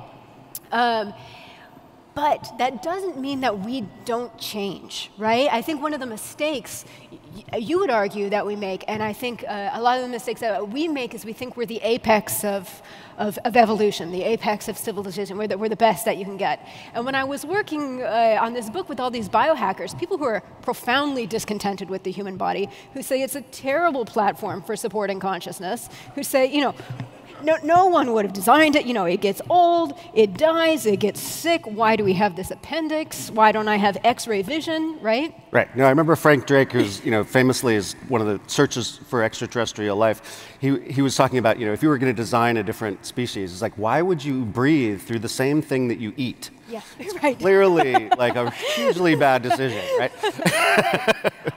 But one of them told me, he said, look, evolution doesn't mean that you're the most awesome thing on the planet. It just means that you haven't particularly died as much as everything else yet, right? So evolution is ongoing. Nature moves slowly, but it has the power of parallel processing. So there are 7 billion of us on the planet right now. That means nature is running 7 billion genetic experiments to see what kind of genes should survive. And let me just, before we get to the example, or to get to the idea of forces that could throw this off, let me just give you an example of evolution within our human time span. So I'll use an example from my own life. I have a blood disorder called thalassemia. Anybody else out there have this? No? Okay, not popular. It's a blood disorder. It's a kind of anemia, and it means my red blood cells are really small, and the proteins that make them up are a little bit different. And it's really common for people like me who are from Italy or Greece, North Africa, all the way through the Arabian Peninsula and into Southeast Asia. And if you look at these places on a map, they're essentially a line, and these are all places where malaria is endemic. Right? And the fact that I have these little tiny blood cells with this weird protein means that I have this genetic advantage, which is it's harder for me to get malaria. It's harder for malaria to infect my blood and propagate through the system. So this is evidence of an evolutionary selection. So it's not a disorder. Well, I'll tell you, I got lucky. I have a mild form. There is a serious form that can be lethal and make people really sick. And so, like any gene, it has a risk, but it also has a benefit. Right. I think you should explain it as a superpower. However. Yeah, it's a superpower. Yeah. So it's evidence of us evolving under the pressure of the malaria parasite. Right, so there we are. So that happened within 10,000 years. It happened since people settled in farming communities and since malaria arose. Okay, so that's the pace we're talking about. Now you're saying what could change that, right? And the important thing to understand is when biohackers are out there putting RFID chips into their bodies, or they're putting magnets into their hands in a bid to give themselves electromagnetic reception, they're using their RFID chip to turn on their computer and their motorcycle and open the door. That doesn't pass to the next generation. Right, that is not heritable, those magnets. It's not heritable, right?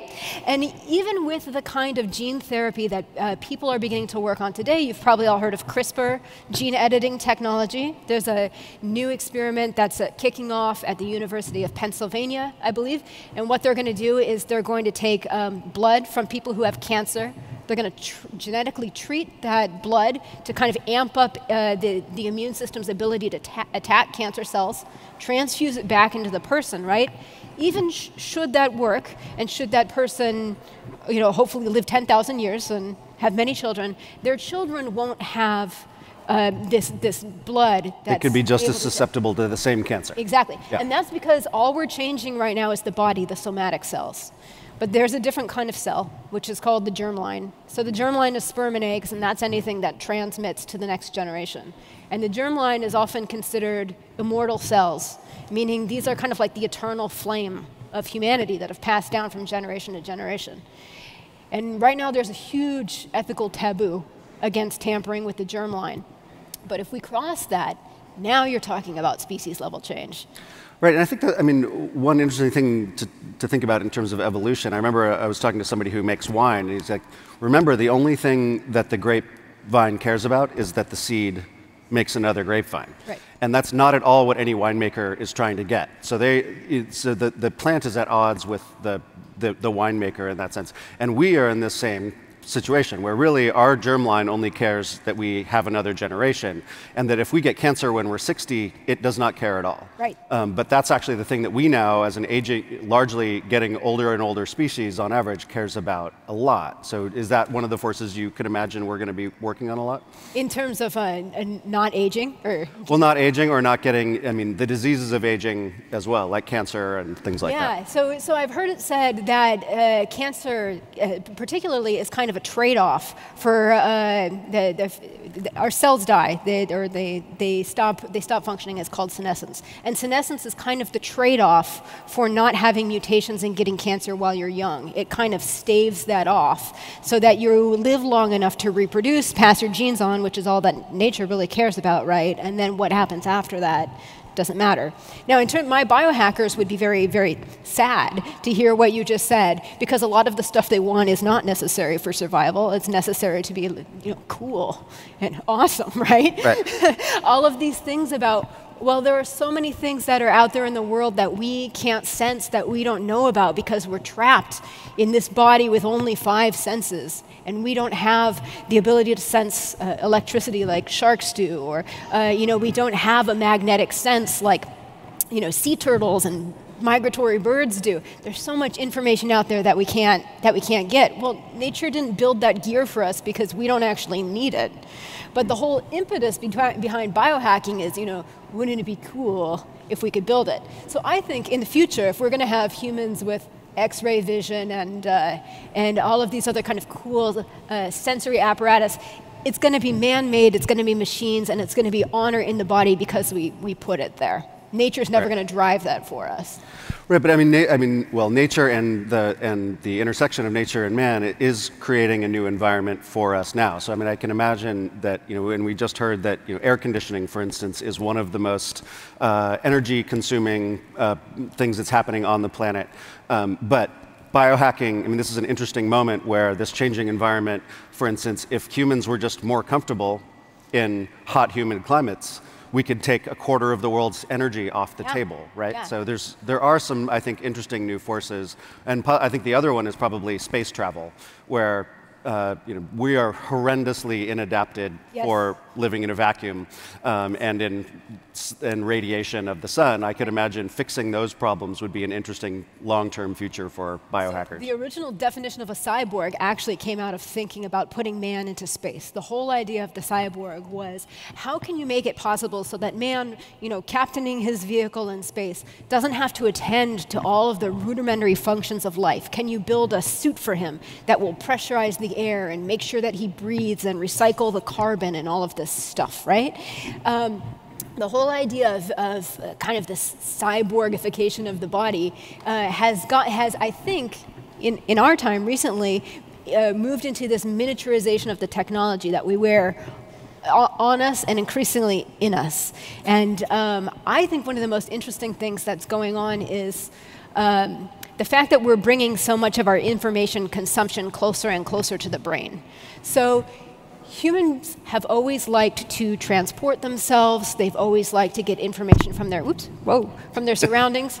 But media used to be at a further distance, right? Things like storytelling, songwriting, movies, radio, books. you could transport yourself and imagine yourself in another place, but it was very clear to you when the movie's over, right? You walk out of the movie theater and it's done. You close the book and it's done. When we start talking about putting information right in front of the eye, or perhaps eventually in a chip that's somewhere in the brain, right? Now you don't know when the entertainment is off. You don't know when the information source is off. And it's starting to affect the way you think and the way you act in a much more subtle way than our devices have ever affected us before. And I think that's profound, right? That's the original sci-fi nightmare, this like whole digital soma thing, like when is it off? When is the machine controlling me and when am I controlling the machine? So I think that's one of the interesting things about increasingly making ourselves integrated with machines in this way. I agree, and I think just to bring this, I want to ask at least one question on your kind of newer career path that I think this is a good transition for, which is, where the amount of communications technology, human monitoring, security is heading. I mean, obviously, we're giving up a lot of personal information, and as Kevin Kelly points out, as we get into VR, basically the amount of tracking that the devices have to do in order to serve the information that we want to see, and much less a Neuralink, it's going to be gathering information on humans on a scale that dwarfs what we're talking about now in massive scale. Yeah. Everything from retinal movements to everything, temperature, skin galvanic response, all of these things, right? So I'd love to hear your take on the next 2 minutes on the future of that. Yeah. Okay, you're talking to someone who's freaked out here by FastPass, right? Like the idea that somebody knows when you're going across the bridge, yeah. No, I find this frightening. And when I was thinking about this talk, I was thinking about how one of the earliest human technologies is the wall. We built it because we like privacy. There are certain things that we don't want to do within the oversight of authorities, much less even our nosy neighbors, right? So I don't know if we're going to hit a point of resistance where people say this is too much, it's too intrusive, it's in my home, I don't like it. Or if new generations are just going to adapt to it. I cannot, with my students, I am constantly amazed by the language that they've evolved for Instagram. There's certain poses, and there's lighting angles, and there's makeup, and there's mannerisms. If you like something and then you unlike it, it means something, right?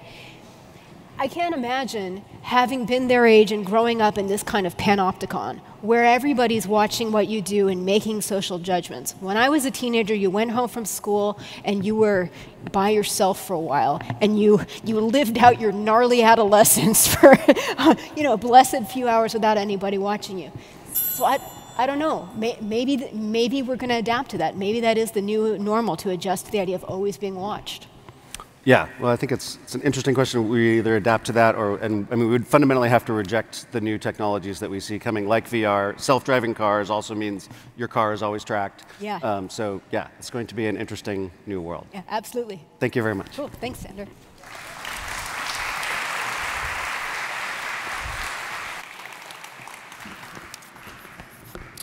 Hey, Orville. Hi, Kara. So I have to tell you all, this is the first time we've seen each other in more than 20 years. Among his other bona fides, Orville Schell was the dean of UC Berkeley's Graduate School of Journalism when I was a baby reporter and just starting out. The last time we saw each other was graduation day, when I walked across the podium. Well, nice. A happy reunion. All right, so Orville, you tell me that we have special dispensation to only talk about the time frame of 10 years. My poor brain, I'm sorry to say, can hardly think to tomorrow, much less 10,000 years from now. Yeah, all right. You seem like a reliable source. So, all right. So we wanted to talk a little bit about kind of the political future for China, about the prospects for democracy or authoritarianism. So this year, China's Congress voted to repeal term limits for the presidency, which might mean that President Xi is essentially president for life. And I'm wondering, in this 10-year time frame, what do you see for democracy with a president who could be there for the rest of his life? Yeah. Well, I think the first thing to say, paradoxically, before we sort of discuss China's political future, is there is a tremendously strange contradiction at work. in China because the very things which we traditionally, as a liberal democratic society, have opposed, namely concentration of power, one-party Leninist system, all the things which China has exemplified, and more so in the last few years, also has confers on it a kind of an evolutionary advantage in solving all of the problems you see around you. How so?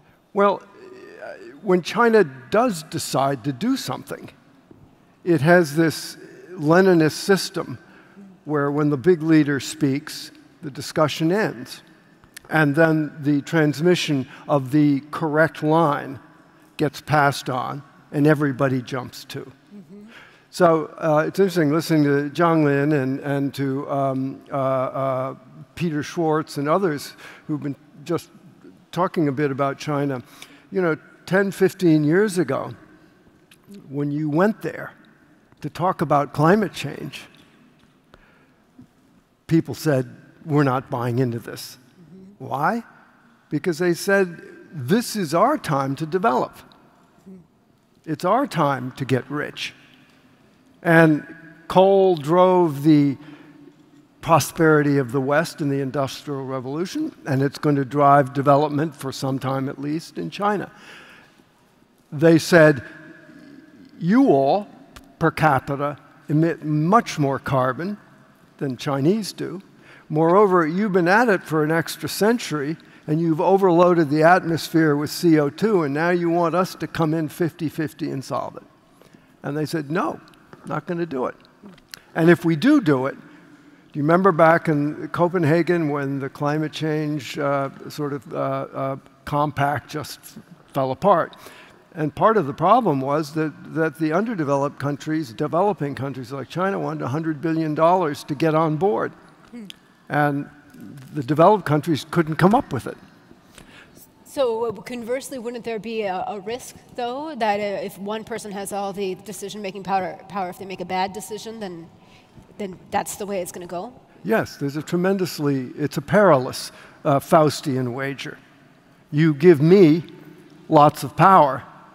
Now, I may be brilliant in certain ways and make some brilliant decisions, but I may end up afflicted with megalomania and many other afflictions we see in big leader culture, and I may run the train off the tracks. I mean, look at Mao Zedong. I mean, he was one of the more savage autocrats in world history, and I think did set the rails for China to sort of become what it did up until recently, just reckless development. So under Chairman Mao, there was opposition, although there was a steep price to pay. Do you see there being much possibility for opposition today? Well, the way it works, I mean, it's very odd in the West. Opposition has been extremely important in the environmental movement, both in the media, in civil society, by pushing governments to act. We see yesterday there were demonstrations in the streets here. Some of it against Governor Brown, who in my view, as Peter Schwartz said, one of the more exemplary American leaders. And so, you know, that is a kind of a key way that we imagine things happening. In China, they don't have that virtue. The press is controlled. You cannot demonstrate. Civil society is very much circumscribed. And so it's a very different model. So is there a way to show opposition without directly criticizing the government? I was thinking of the Winnie the Pooh meme, for example. Yeah. Well, some of you may not know that because you can't criticize Xi Jinping, the leader of China, the party general secretary, directly, people adopt all these subterfuges. And one way is many comrades have concluded that he looks like Winnie the Pooh. You know, he's sort of rotund and has that general demeanor. And so instead of using his name, they'll use Winnie the Pooh. Now, Winnie the Pooh not only got banned online, the packet sniffers sniff out all Winnie the Pooh references and take down those entries on whatever kind of social media or the web. And the new movie, Christopher Robin, cannot be shown in China. Yeah. So here we have an example of a system that's incredibly overmanaged and brittle.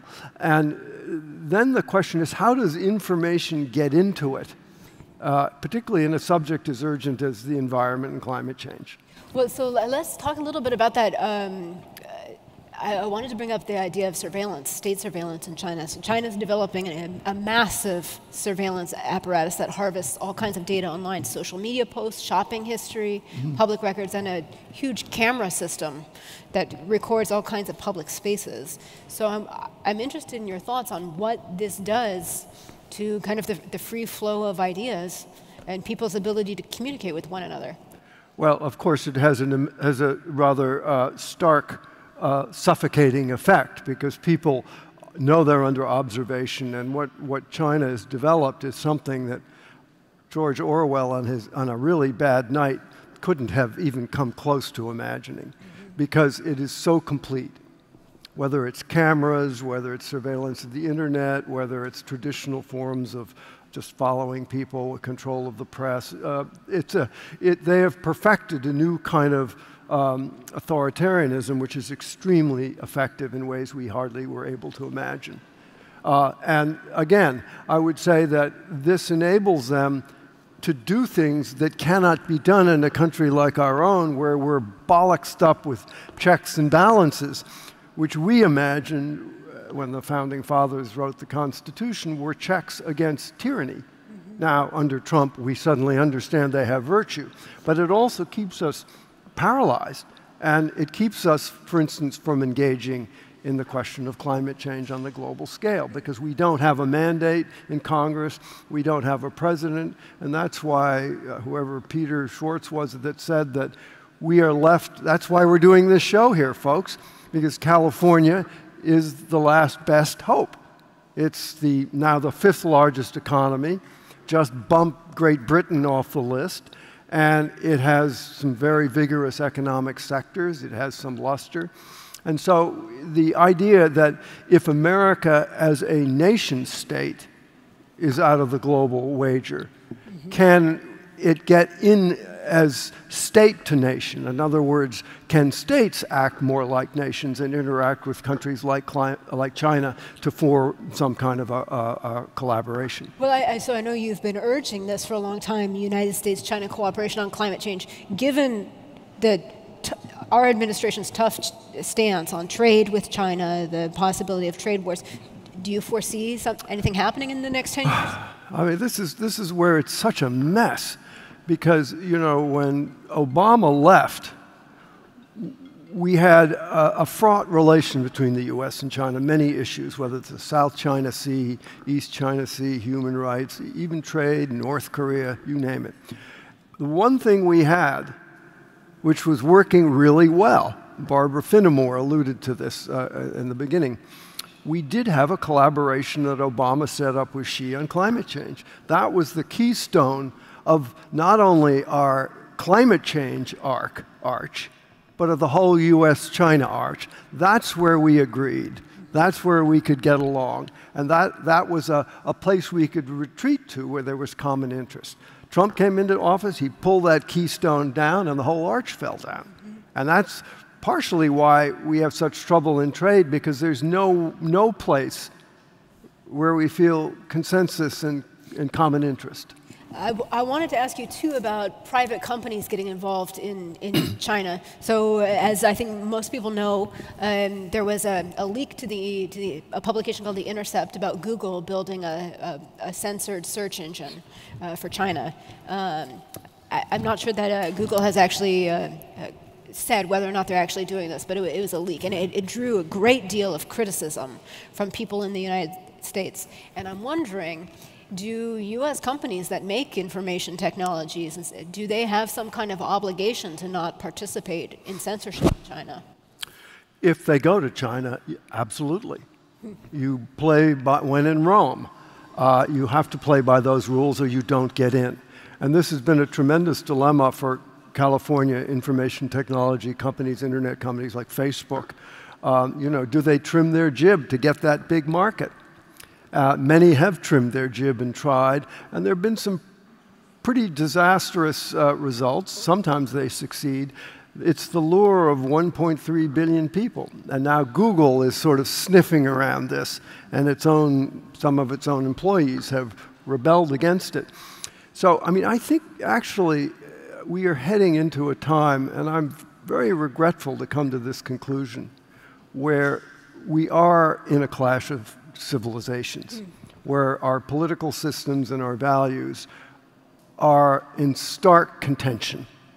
And that's, again, why I think the subject of climate change is so important, not only to solve that challenge, which I consider to be the main challenge confronting mankind today, but also it levens the loaf of the whole Chinese-US relationship, which in almost every other way is so beset with tensions and problems. So in 10 years, it will be more or less the 40th anniversary of the protest in Tiananmen Square. When that happened, I was a 9th grader, and that was a profound moment in my adolescence when I was coming out of the solipsism of childhood, realizing what democracy meant around the world, and it wasn't the same everywhere. Seeing the image of the man standing down the tank. And also, I remember reading in Newsweek, there was an article with a quote that was something like, it was a student who was participating in the protest saying, "We don't quite know what democracy is, but we need more of it." Profoundly changed my understanding of China and the idea of democracy. I'm wondering, for the teenagers and kids who are growing up now, who will be the adults of 2028, what do you think they're going to understand about this moment and about the idea of protest? Well, I think here's where, again, the systems and values create a tremendous gulf between us and China. Young people in China grow up with basically no knowledge whatsoever about things like 1989. Indeed, there is a whole plethora of historical incidents of great consequence which have been erased from the historical record.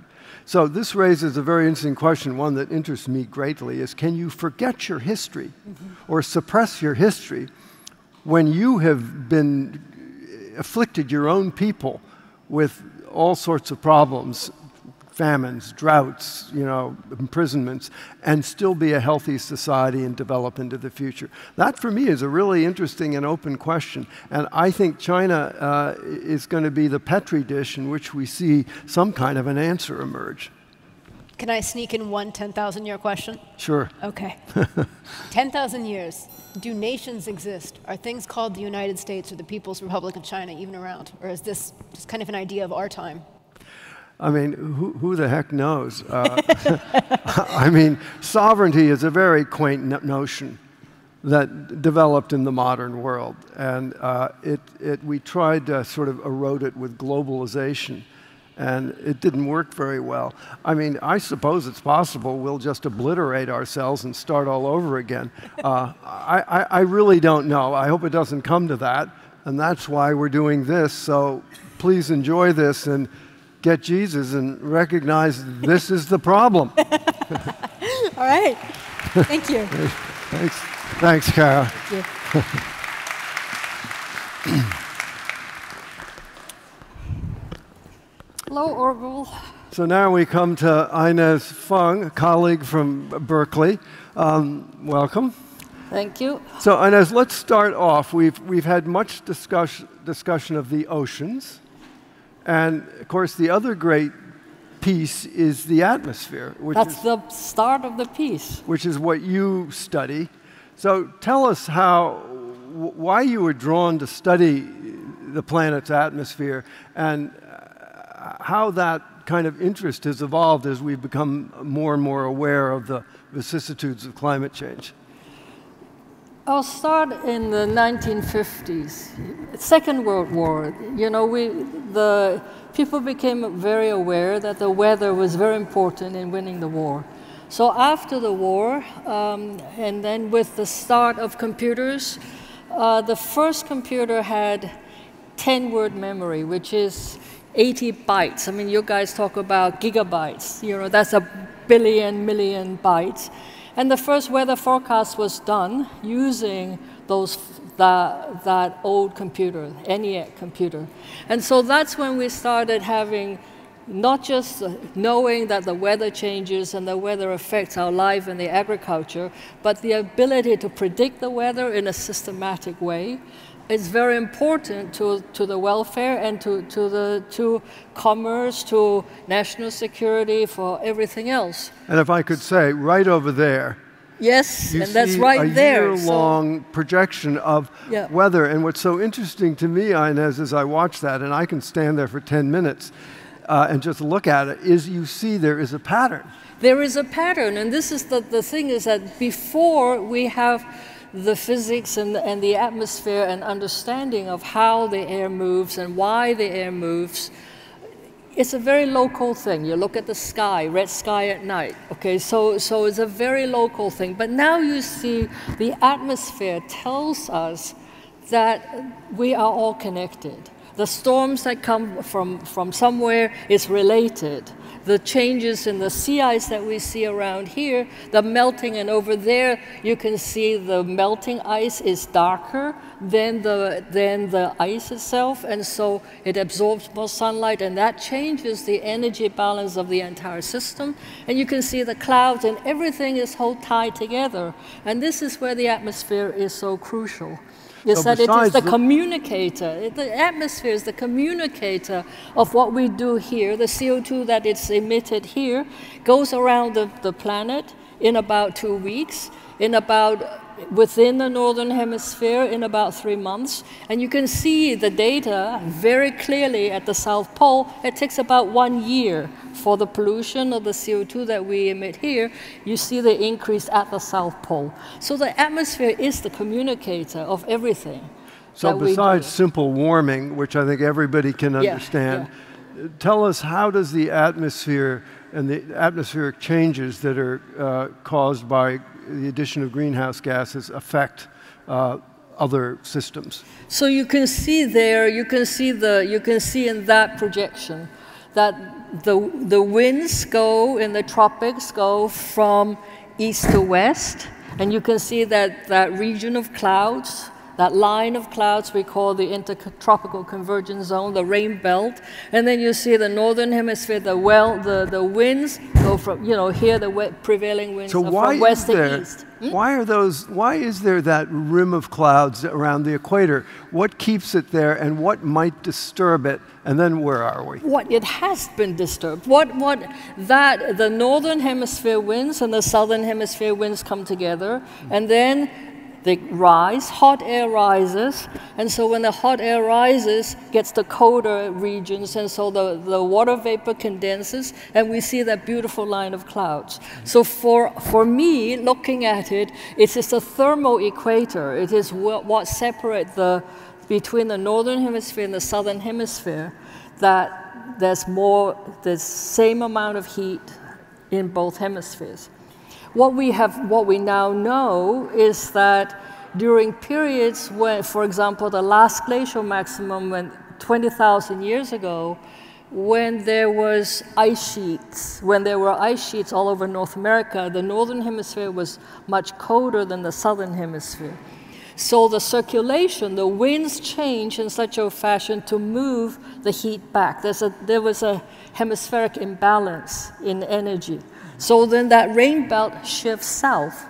And what is remarkable is that there are caves in Brazil that document, it's like you expect the atmosphere, hot air holds more moisture than dry air. So during the last glacial maximum, the ice ages, you would expect everything to be drier. And yet this cave showed that it got wetter. And for us, it's like this marvelous puzzle. And so then why was it wetter? And so it turns out to be the rain belt shifting just enough south, not all the way, but just a little bit, to transport more heat from the warm hemisphere to the cold hemisphere. And so we do see that the atmosphere, the circulation changes. When we melt ice, just over there you see the ice. When we melt the ice, then it's warmer.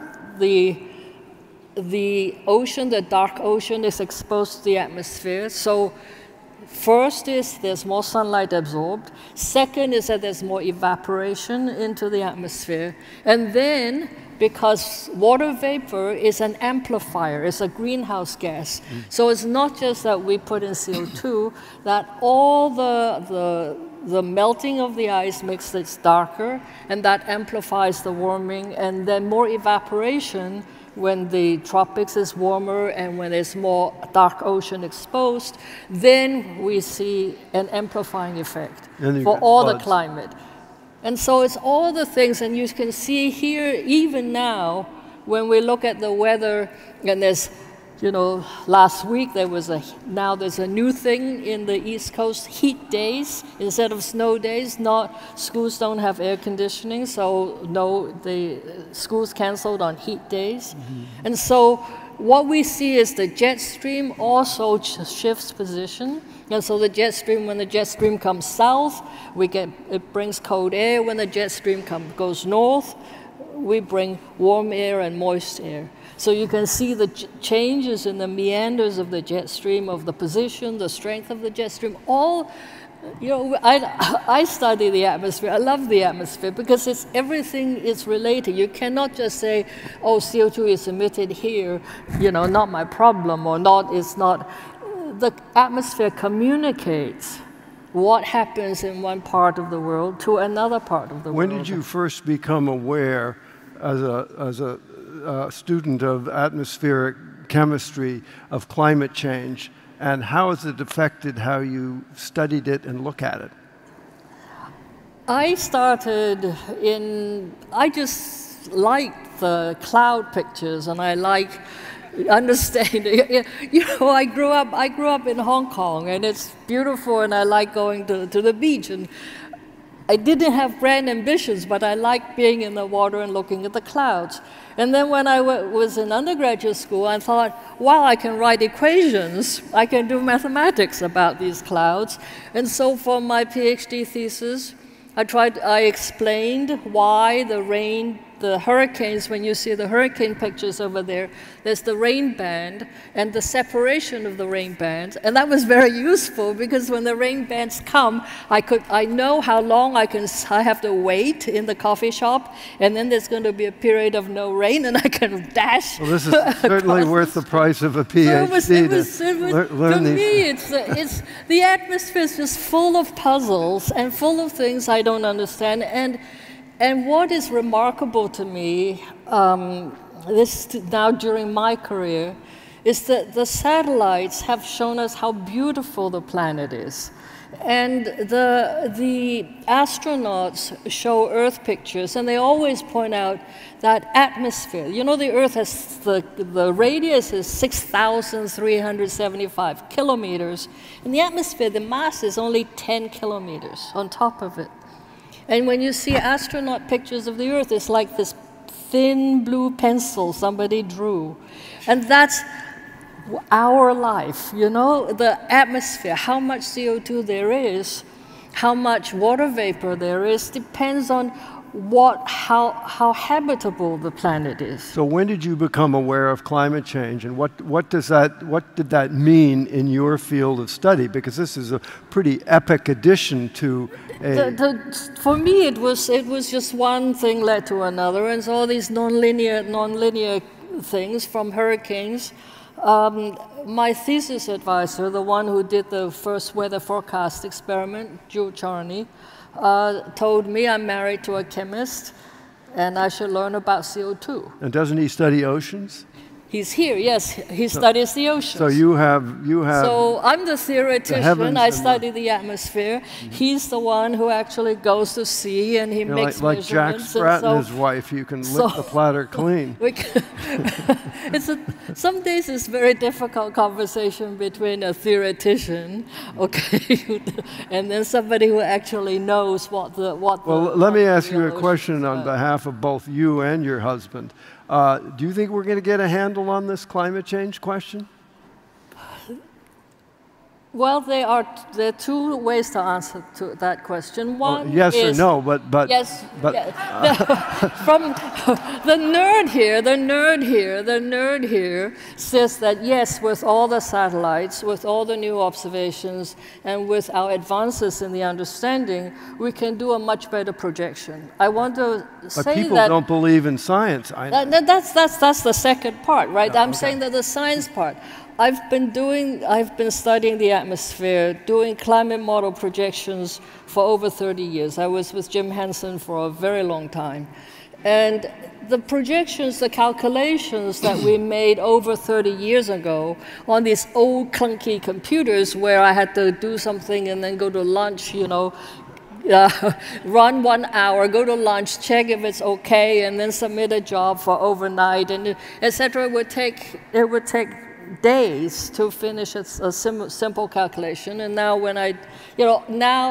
so computers have gone much faster. But the projections that we made 30 years ago have not been wrong.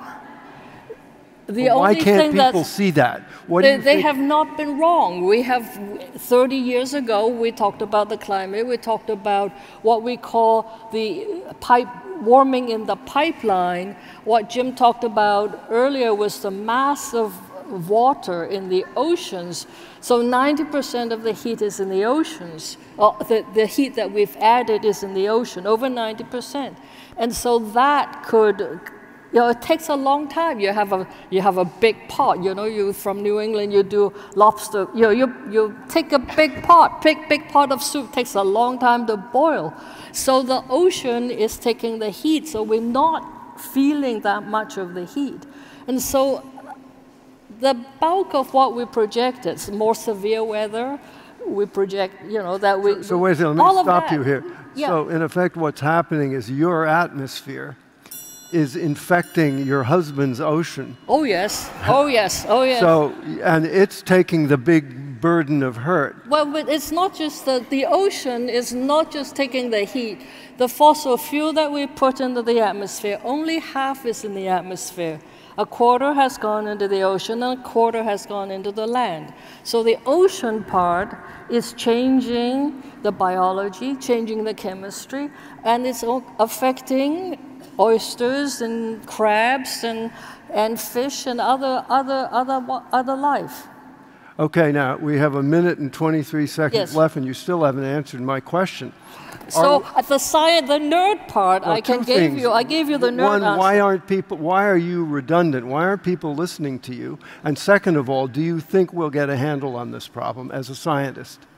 So I didn't hear you. The first one, why aren't people listening to scientists? Well, I think somebody said before is that we only say this is going to happen, so maybe the message has been too much bad news, and we haven't backed off we haven't said what we could do, so it's more proactive, and I think this is why this conversation is so important. It's not just the bad news, it's what we can do something. Right.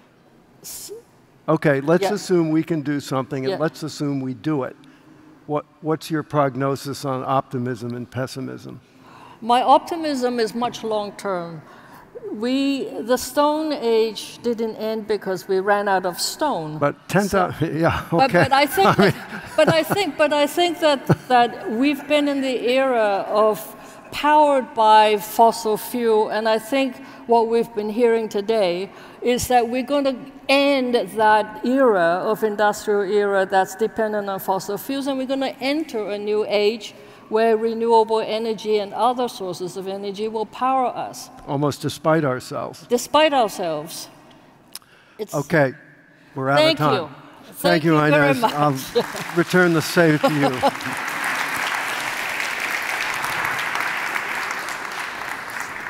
Hello, Stuart. Hi, Inez. Nice to see you again. Nice to see you. Stuart, tell us what is artificial intelligence and whether I should be scared. I'll answer the second question first, yes. And yes? The first question, so AI is about making machines intelligent, and what that means to me is machines that make the right decision.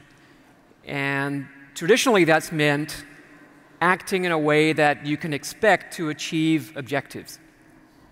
And the reason you should be scared is that machines are getting better and better and better at doing that. And the consequence is not that the machines are going to become conscious and wake up one morning and decide they hate the human race and try to kill us all. It's just the same problem that King Midas had. King Midas said, "I want everything I touch to turn to gold," and he got exactly what he asked for. And that was his food and his drink and his family all turned to gold, and then he was miserable. So if we give objectives to machines, and they are extremely good at acting to achieve those objectives, we may find ourselves with a catastrophic outcome. And in fact, we can connect that directly to the conversation you were just having about climate change. So there is already a machine on Earth, actually a super intelligent machine. It's called a corporation. It happens to have human components instead of electronic gates. But those machines have an incorrect objective, namely maximization of profit without worrying about externalities and the long term. And they are already destroying the world. And so we don't have to wait for Skynet to wake up and destroy the world. We already have poorly designed objective maximizers that are destroying the world. And AI will be another instance of that. So how do we improve the decision making? So strangely enough, to make AI systems that are actually more beneficial to humans, the right solution seems to be actually to not try to put objectives into them. Because this is the problem of King Midas and the Sorcerer's Apprentice and the corporations, is that it's extremely hard to get the objective right. So you might say, well, how about something really simple like cure cancer as quickly as possible? All right, what could be wrong with that? Well, you know, the quickest way to cure cancer is probably to give cancer to everybody on Earth and then try 7 billion different treatment combinations to see which ones work best. That wasn't what you meant, but that was what you asked for. So you got exactly what you asked for, and that's what we need to avoid. So we actually need to put the burden onto the machine to figure out what human objectives really are. So the machine starts out not knowing what it's supposed to be doing, not knowing exactly what we want, and then gathering clues from our behavior. So our request for something, you know, our request to cure cancer is a clue about what we want, but it's not the sole purpose of the machine. It's not the sole objective that it's supposed to pursue. It's just a partial clue about human preferences. And in the long run, I think machines are always going to be uncertain about human preferences and how we want our future to be, because we ourselves are uncertain about that, and the machines can't really do any better than mirror the uncertainty that the human race has about its own future. That reminds me of an NHK documentary I watched. At the end, the machine could sense human emotion, and it was playing chess with a master, and it sensed that when it lost, when the master won, the people around were happy. So its goal was to lose the chess matches from then on. So how do we, there's such a delicate sense of, I don't really know what I want. How would machine learn that? So I think our first goal in AI is to avoid destroying the human race. And I think we all agree that we want the human race to continue, at least most of us. And you know, interestingly, let's take self-driving cars, for example. At the moment, there isn't a single self-driving car that knows that pedestrians prefer to be alive. And if that doesn't scare you, nothing will. So there's a lot of basic stuff that machines need to figure out. We can help them figure out those basic things. And I think that will help us avoid the catastrophic kinds of outcomes, the sort of King Midas disaster.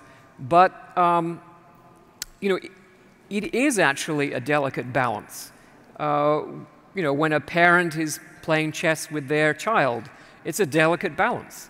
You know, you don't want to just sort of play pathetic moves and let your kid win every time, but also you don't want to destroy them and make them miserable and start crying.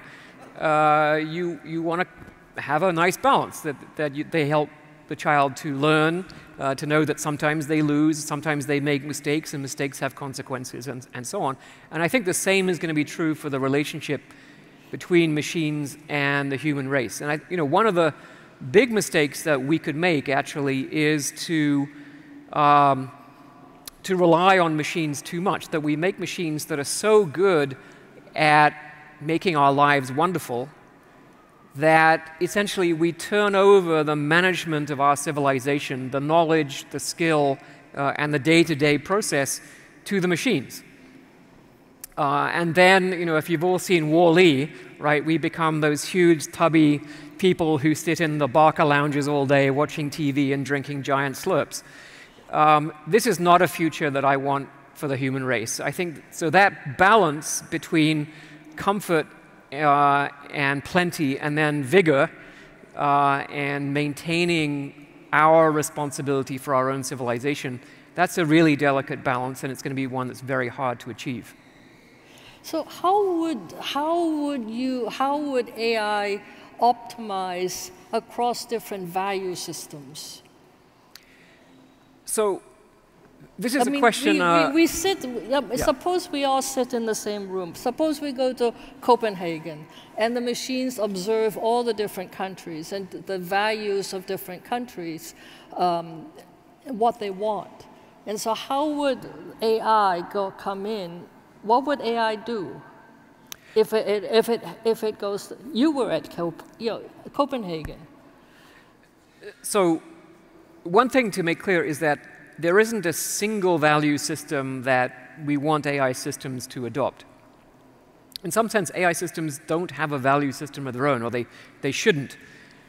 They should simply learn what are the value systems of every human being on Earth. What does every human want their life and the life of their children and their society to be like? And then you face the same problem that economists and sociologists and political scientists have always faced, which is you can't give everyone what they want. Not everybody can be king or queen of the world. And so you have to make trade-offs. The simplest solution is that everyone's preferences count the same, and AI systems can help us in the sense of being creative about coming up with ways to defuse some of the conflicts that result from these trade-offs. And I think one of the biggest problems that we face, it's not that we Americans want to destroy the ecology of the world. It's that we've been put into a decision environment where the incentives are wrong. So, for example, we are given gas that doesn't include the cost of the pollution from burning the gas and the cost of the CO2 that gets pumped into the atmosphere. We're given roads where we don't pay for the space that we take up on the road, and so on. So our incentives are not that we are given in our decision making are not actually aligned with our own long-term interests. And so even though we think that we're acting rationally in our own little worlds, we're actually destroying our bigger world. And AI systems can actually help by aligning incentives between short-term and long-term in a much better way, and showing us, in some sense, what it's like to be perfectly altruistic and to take into account the future of everybody. So it will redefine economics for us. I hear you, because I think one meeting I was at, it was the former director of the CIA who served multiple presidents, and he said he looks, every time he filled up his car, he would say, he looks at the rear view mirror and says, "Who's funding the war?" Right, right. And and there are other countries where the cost of the war was not built into the cost of the gasoline. Right, cost of the war, and I think there are other countries, England and France, for example, where the tax on gas is much higher. I mean, gas costs 2 or 3 times, and some of the Scandinavian countries even higher than that. And that really changes people's behavior. They drive smaller cars. They use public transit much more often, which means that then governments invest much more in public transit, and you have much more livable cities as a result. So, Stuart, when AI takes over a lot of what I do, can read more books, can read more articles, can analyze the data better than I do, and make climate projections better than we can do now, what would I be doing? What would I be doing with all the time I spend worrying? What would people be doing? Yeah. So Inez, I'm not too worried that your job is going to go away, but I think it's a real worry for a lot of people in the near term. And the self-driving car is a perfect example. That will, if it succeeds, that will put about 25 million people around the world out of a job. Those are all the taxi drivers and truck drivers. All professional drivers, to a first approximation, will be out of work very quickly. And you can see already the effects of automation on lots of middle-class clerical jobs, which have disappeared. And that's part of the hollowing out of the middle class in all Western countries. And a lot of people say, oh, yeah, this is the old technological unemployment argument. Yeah, we saw that before, and we know what happened, right? We have lots of jobs now, and all the people, the 98% of the population who used to work on the farm, they all found jobs. Well, I have two responses to that. One is that took about 100 years, so there was massive economic dislocation, starvation, poverty, slums, et cetera, as a result of shifting off the land. And then my second response is, well, okay, we've already automated physical labor out of existence. So you can no longer sell your physical labor for any reasonable amount of money. And we're in the process of automating mental labor out of existence. You'll no longer be able to sell mental labor out of existence, except for the most refined and advanced kind like yours. But, okay, so if you can't sell physical labor and you can't sell mental labor, what's left, right? Where is the next 3-4 billion jobs going to come from if it's not going to be physical or mental? Good question. I think the answer is actually you're going to have to fall back on being a really good human, right? The thing you have to sell is your humanity. Sell? Sell if you want to be part of the economy, right? Yeah. Unless we have an economy that isn't based on exchange at all. But even if we take away money, there's still prestige, there's still respect. There are still other kinds of currencies which are really important to people. And so what I mean by humanity is that what a human being can do for someone else is actually to make their life either much, much better than it would otherwise been, or much worse, right? There are people who can inspire, can teach, can console, can befriend, and really improve the quality of other people's lives. At the moment, this is totally intuitive. We have no science of how to do this. We invest trillions of dollars in creating cell phones and cars and stuff like that, but almost nothing in understanding how to be happy and how to help people be happy using our human skills. And it seems to me that this is what governments need to start investing in now. Otherwise, they won't have a functioning economy for most of the human race in 50 years' time. Thank you very much, Stuart.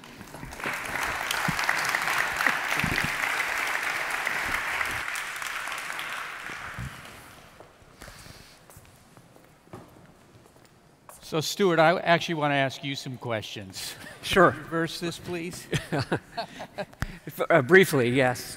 So let me introduce Peter Calthorpe, urban thinker extraordinaire. So.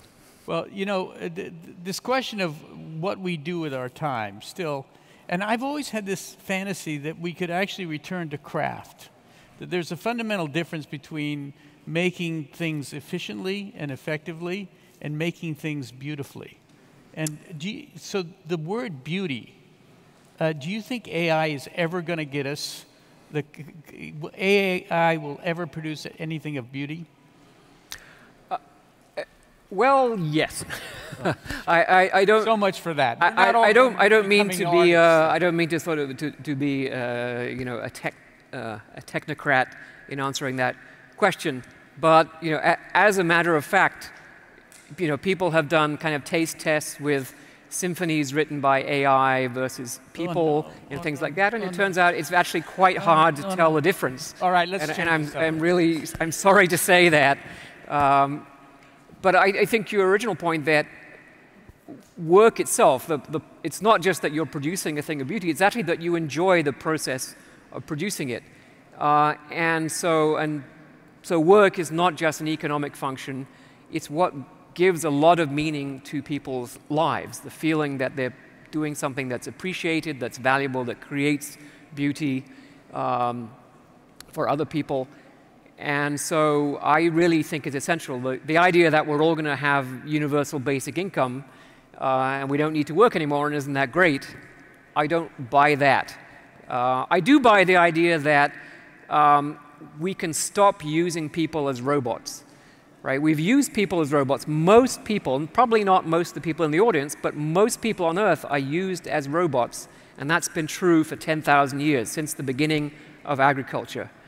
And in the long run, we should not be sad that that era is ending. But it is ending, and we need to prepare for it. Okay. Okay. So Peter, coming back to the climate, which is all around us, tell us about the connection between cities and climate and urban design. Well, I think the connections are obvious. I mean, in a way, cities or people are collectively like crustaceans.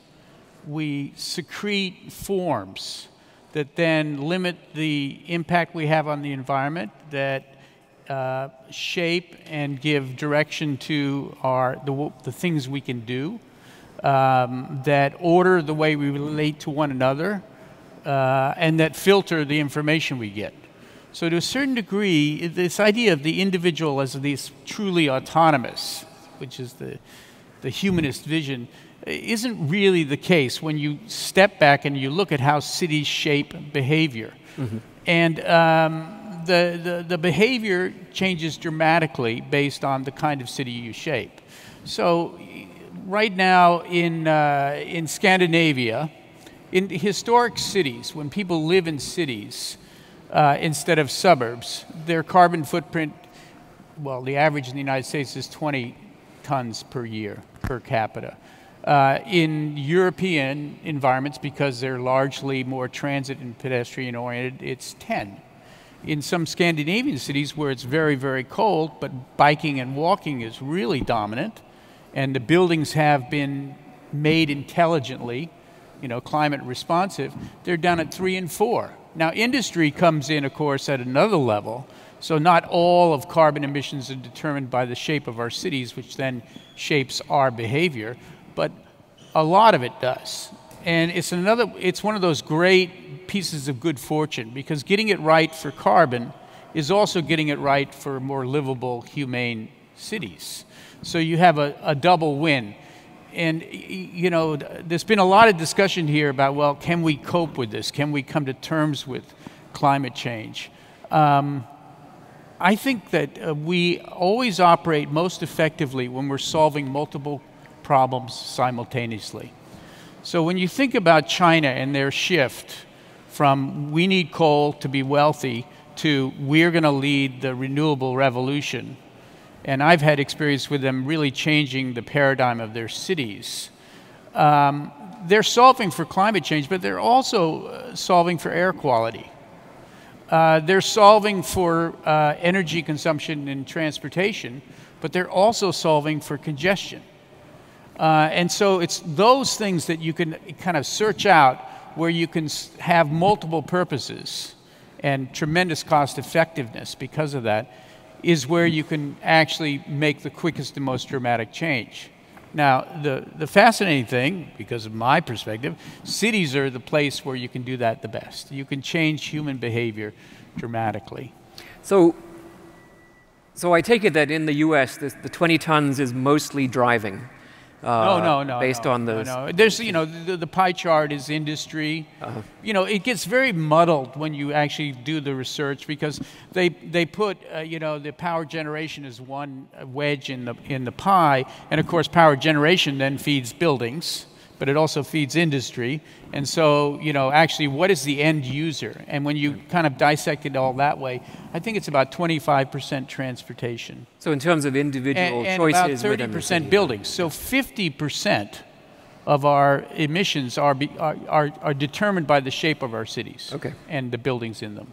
So the Bay Area, of course, is ground zero for autonomous vehicles, and a lot of people talk about autonomous vehicles as being the savior. They'll eliminate congestion, they'll provide shared rides and reduce the CO2 footprint of cities without having to sort of rebuild a city from scratch. Do you think that's right? I think it's terribly wrong. I think there's a blind euphoria about this technology.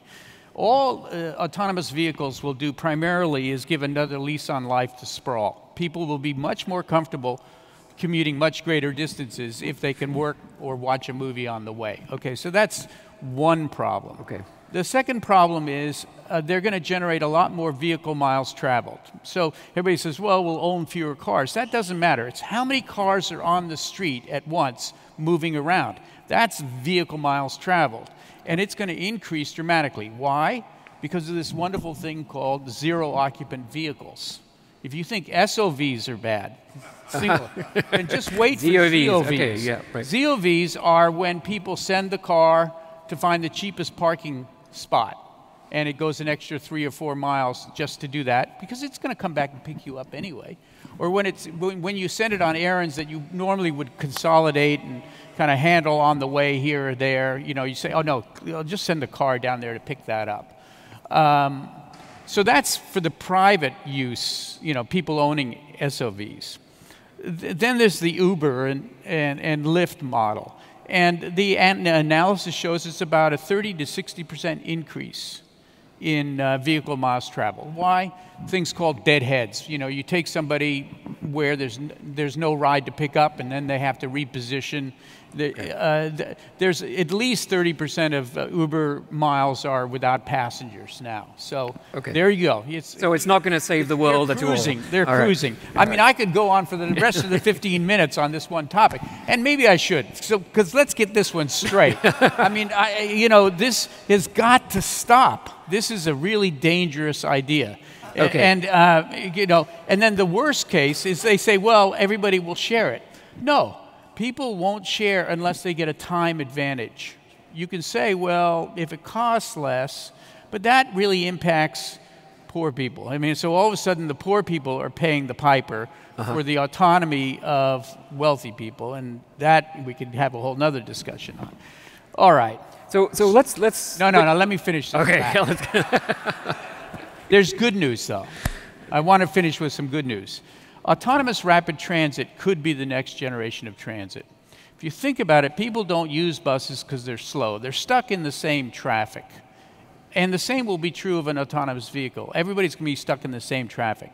And by the way, it's going to take many more years to complete the transition. And until you have a complete transition, you have mixed flow with stupid old vehicles and people driving wrong, and none of the benefits of autonomy will come about. There'll be no platooning, there'll be none of this stuff. But if you have dedicated lanes, like the bus rapid transit, and you put autonomous minivans on it, so people can actually go direct to destination, they would be attracted to sharing a vehicle by reduced travel times. And all of a sudden, it would cost less and go faster. And if transit costs less and went faster, more people would use it, and we could build more of it. And all of a sudden, we could transform our cities.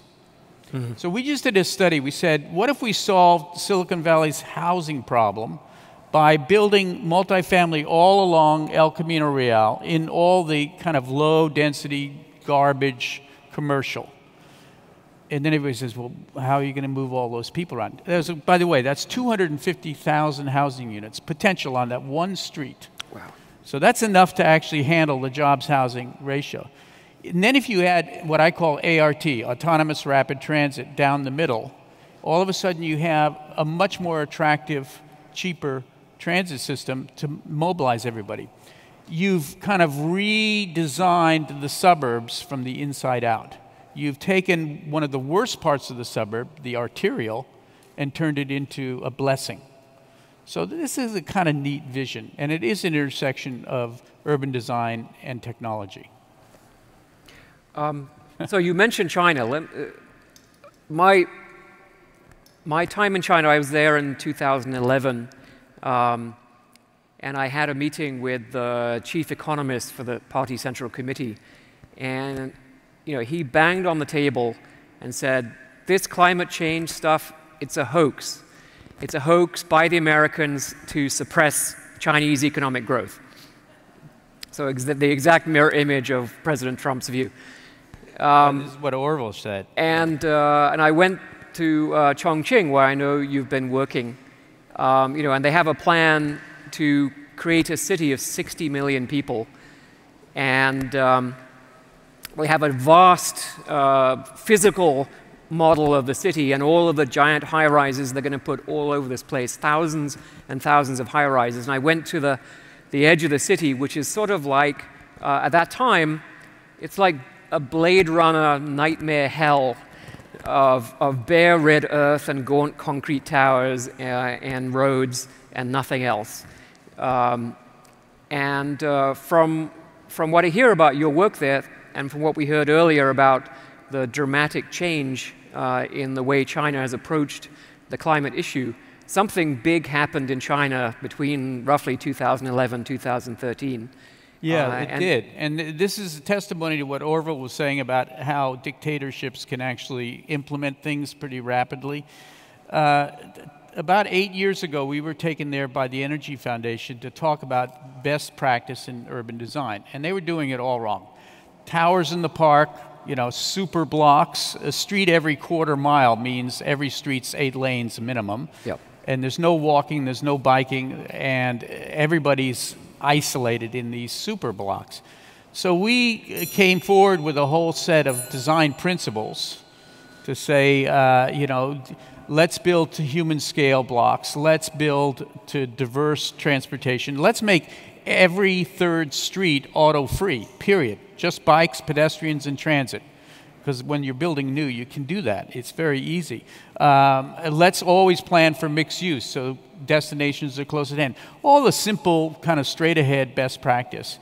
And they said, okay, that's interesting. We'll give you 6 cities. Go out and test the idea. Show us that it works. Long and short, Kunming was one of them. We did one site that was 4.5 million people. And then 6 years later, the Central Committee met and said, this is working. We adopt all these standards. So now the standards for urban design have completely, dramatically changed in every regard. They no longer believe they can build enough roads so that everybody can have cars. They've refocused on transit. They've broken down the scale of the city block, and they build mixed use. President Xi showed up at a design review and said he didn't like high-rise buildings. Oh. So literally the next month, what were 30-story plans came down to 10-story plans. I mean, I kid you not. So this is terrifying, but also kind of wonderful. I mean, what are you going to make of this when the dictator actually makes the right choices? At least they're science-based dictatorship, as opposed to, what are we about to get here? It's not quite dictatorship, but we are struggling.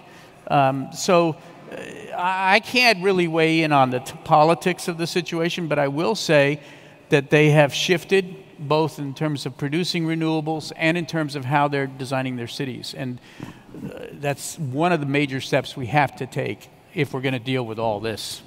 Okay, I think on that note, I will say goodbye. Thank you. Thank you. All right, wait a minute. I have some notes here. You are a polymath. A bit. You do a little bit of everything, and quite frankly, I love the idea of scientists who step out of the mold, out of the stovepipe, and keep, reaching across into other disciplines, and you do that. I was reading about some of the stuff you've been working on. The geology of Game of Thrones, which we all have to hear about that. Avalanches below the water surface in the oceans. Carbon footprint of superheroes. Can we start with that? Sure. So this was a project that was designed, actually a lot of these projects are designed to help people try to engage with subjects that feel too big to deal with. And my own carbon footprint, I mean, if I try to calculate my own carbon footprint, that's hard, one, and it's time intensive. I have to pay attention to a lot of things. But ultimately, at the end of the day, it's a bummer. And so I thought, well, what's a better way of helping myself engage with it and getting other people to engage with this material? And I said, well, if I calculate Batman's carbon footprint, that's hilarious. And so I decided to start there. Okay, so what is Batman? And does Robin get a free ride? No, Robin does not get a free ride. He doesn't get tacked onto Batman's footprint. But he's in the car. I mean, it's he a is. shared vehicle. So Batman's carbon footprint is, by every possible estimate, atrocious. I think he's something, the average American, from the data that I was able to find, has an annual carbon footprint somewhere around 44,000 pounds of carbon dioxide equivalent. And Batman was something in the neighborhood of 2.5 million pounds. And what I was really shocked by in coming up with that number, like, I thought it would be like a car that literally shoots fire out the back. Like, that can't be good for the environment. And I was really blown away that that wasn't the biggest contributor. Flying around in his Batwing aircraft, flight is terrible by and large to the environment. That also wasn't the biggest contributor. It was electricity consumption for powering supercomputers. And you need a lot of refrigeration technology to keep everything cold, and you need a lot of electricity to keep these supercomputers going. And how did you size the computers? So I looked at real-life equivalents. The Japanese K computer is one of the most reliable supercomputers, so I just used those numbers. So what about, a little more seriously, you have this group called Generation Anthropocene. Tell us about that. Generation Anthropocene was born of a conversation with a colleague of mine, Mike Osborne, and the two of us realized that our science, in any way we could think of it, was best described as an Anthropocene science. Everything that we dealt with was about how humans are changing the shape of the planet, changing the Earth system in any way possible. And we started talking to our students about this idea, and every group of students had these radically different questions. And we thought it would be powerful to let those students ask the next generation, or the older generations, what happened? You know, what perspectives have changed? What processes have changed? Why are we in this Anthropocene now?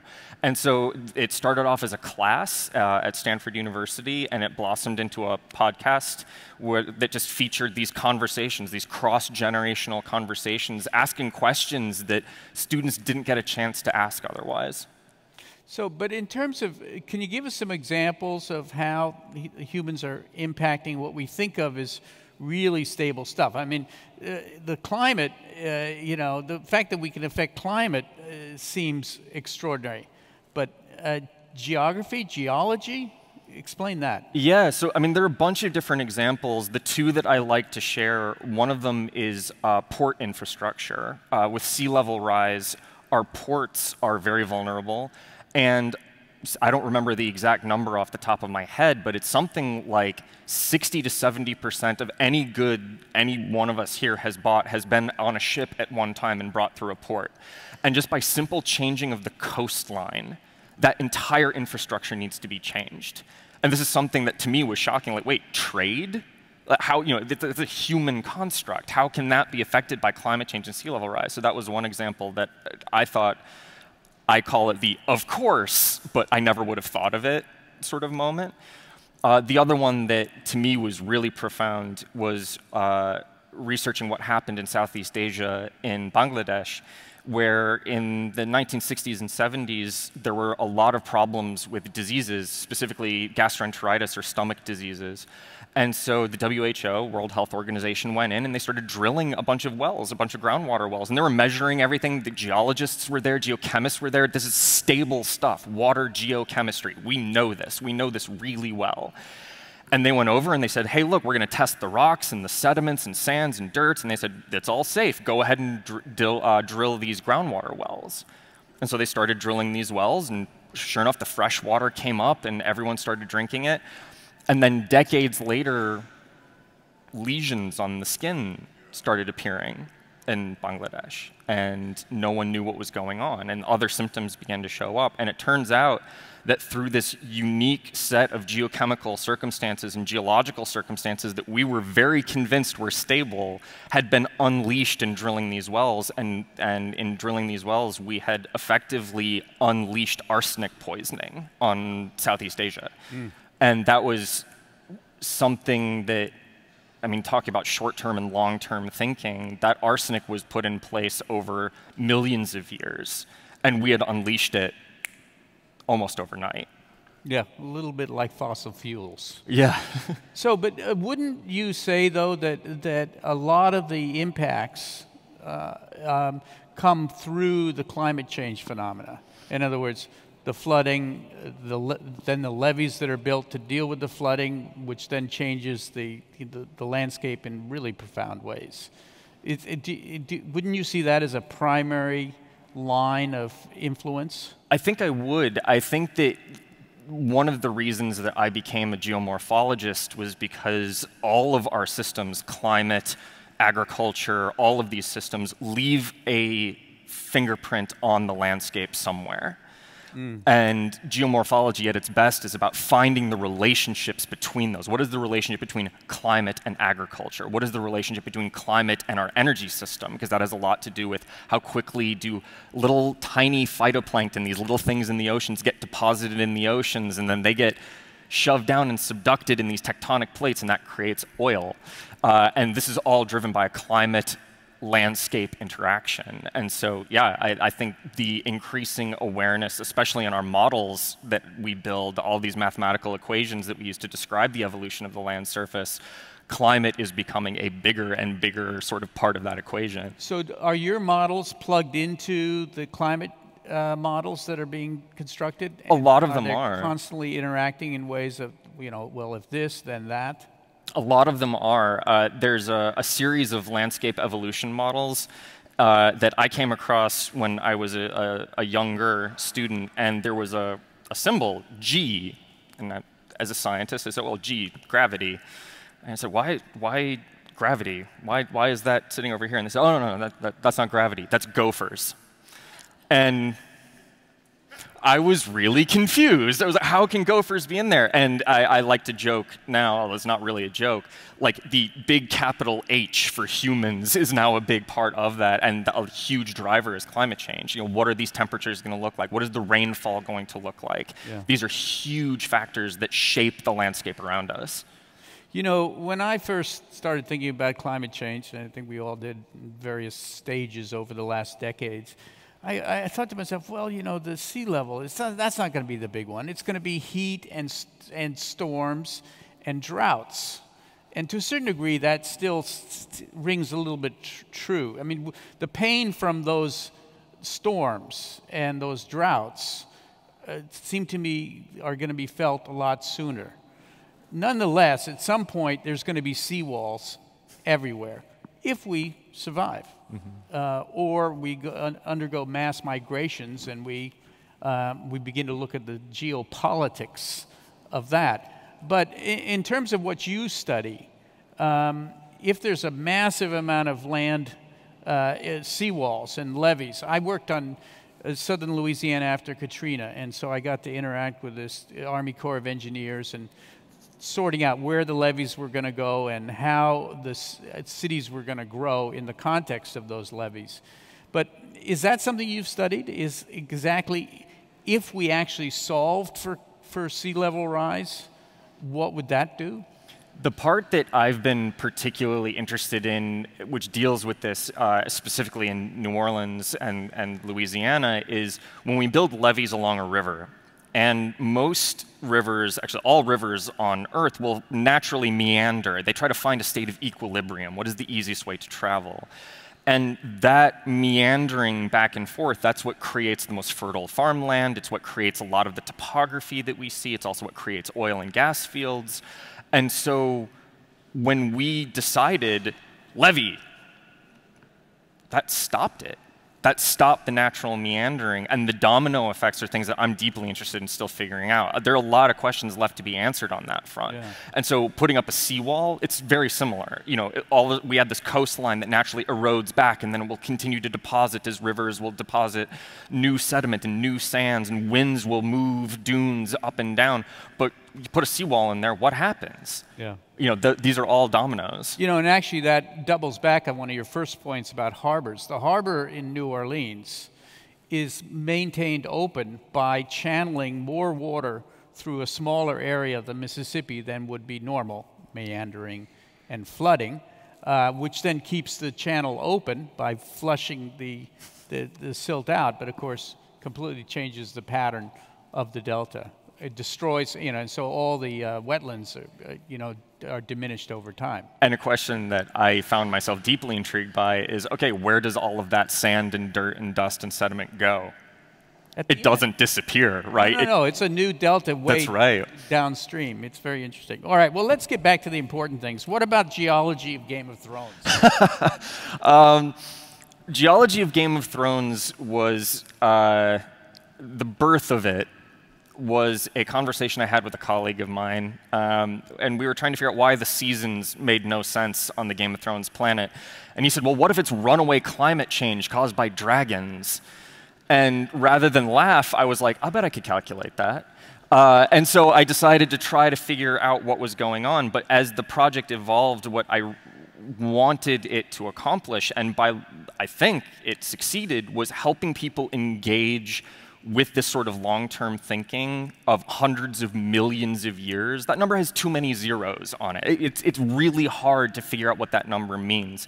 But if I can put it in the context of something that's familiar, if it's something that we love and we're already passionate about, you know, people are emailing me and they say, oh, but what about this? Great question. Let's try to use the same logic of geomorphology and geology and climate science. Let's try to solve that question. And so it was a way of getting people to engage with material that, one, they might not have known they were interested in, or two, they were sort of overwhelmed to engage with. And here was a way that was very tangible to engage with it. So how do you have a lot of passion for a topic that maybe is not the most apparently exciting, which then makes you reach for these great allegories and interesting sidebars and context. What got you going on your field? When did you realize this is what I'm going to do with my life? That's a really good question. My mother always loves to say I was born with an excess of enthusiasm. And so my brain doesn't know how to turn off. And when I was growing up, science was incredible. It was remarkable. You know, Arthur C. Clarke, reading through everything, and it's one of my favorite quotes, right? Any sufficiently developed technology is indistinguishable from magic. And I was like, but it's not magic.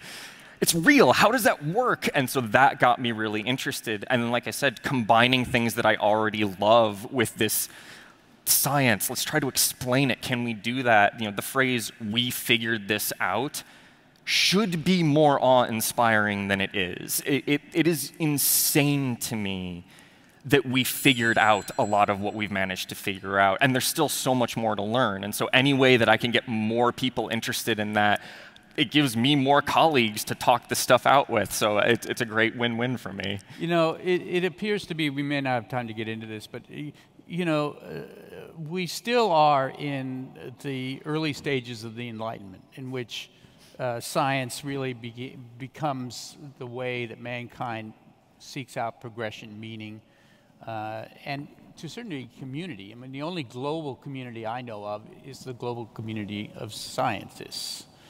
And yet, without people like you investigating Game of Thrones, it becomes a more abstract, remote culture that we now tragically see the mainstream culture disconnecting from. What are your thoughts about that?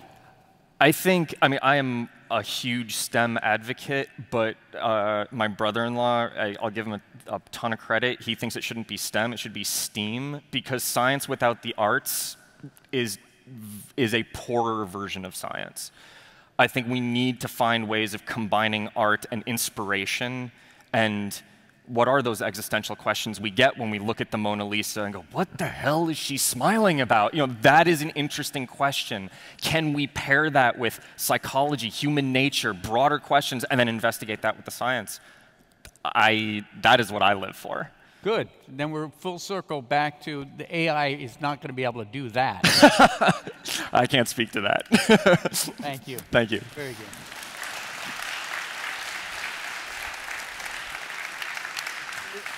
Stuart.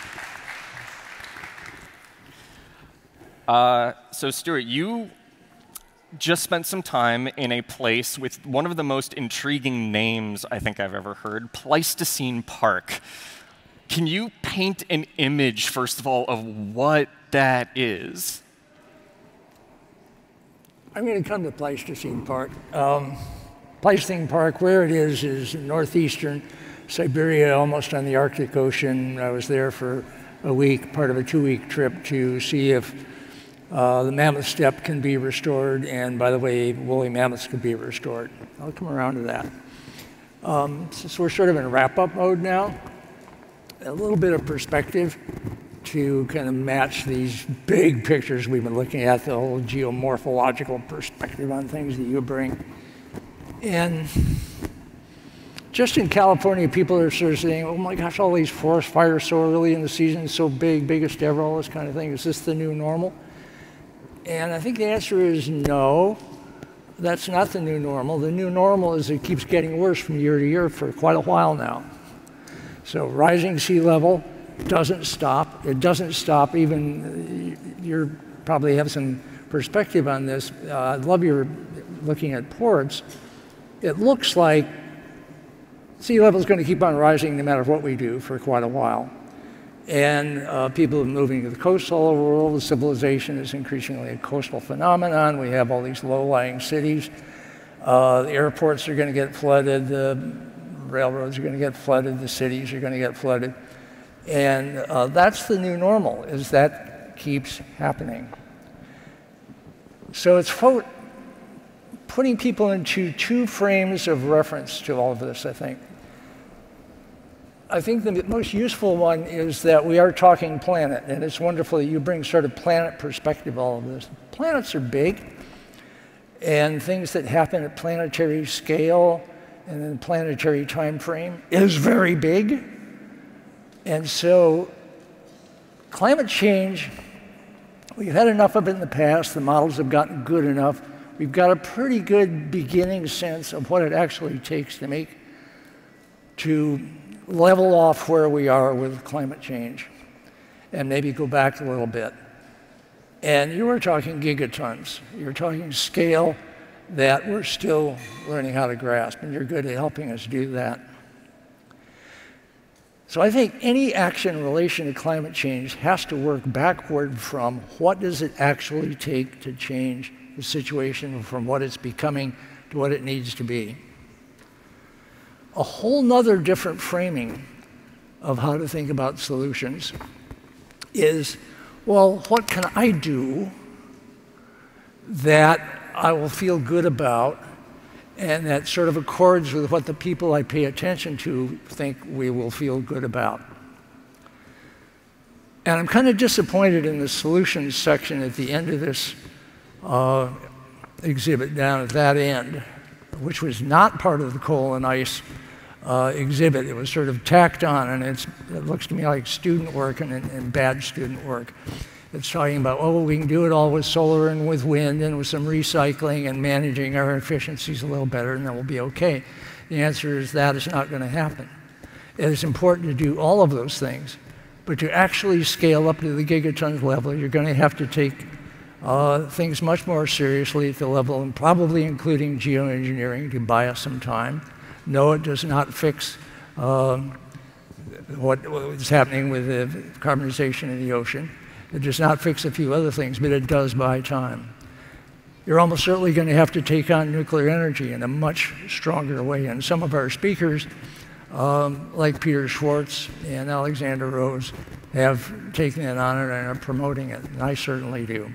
It's something I had to change my mind about because of climate change. And things yet to be developed. It'd be nice if we can develop fusion, but I've learned not to count on that because I sort of put all my cards on the table behind one of the fusion solutions, and it turned out not to work. Sorry about that. That may keep happening. Nuclear, we know, really works. Geoengineering, I think, will need to go forward. I would love it if China helps push that ahead, and sounds like they're taking it seriously. But we're not even getting serious money for the research which needs to happen. Okay, now we come to Pleistocene Park and something I haven't seen represented here, which is what's happening with the permafrost. Permafrost wraps around the north of the planet is largely land, the continent of Eurasia and North America. That used to be what was called the Mammoth Steppe. It was the largest biome in the world, and it was as intense with animal life and plant life as the great savannas of Africa are now, like Serengeti or parts of southern Africa.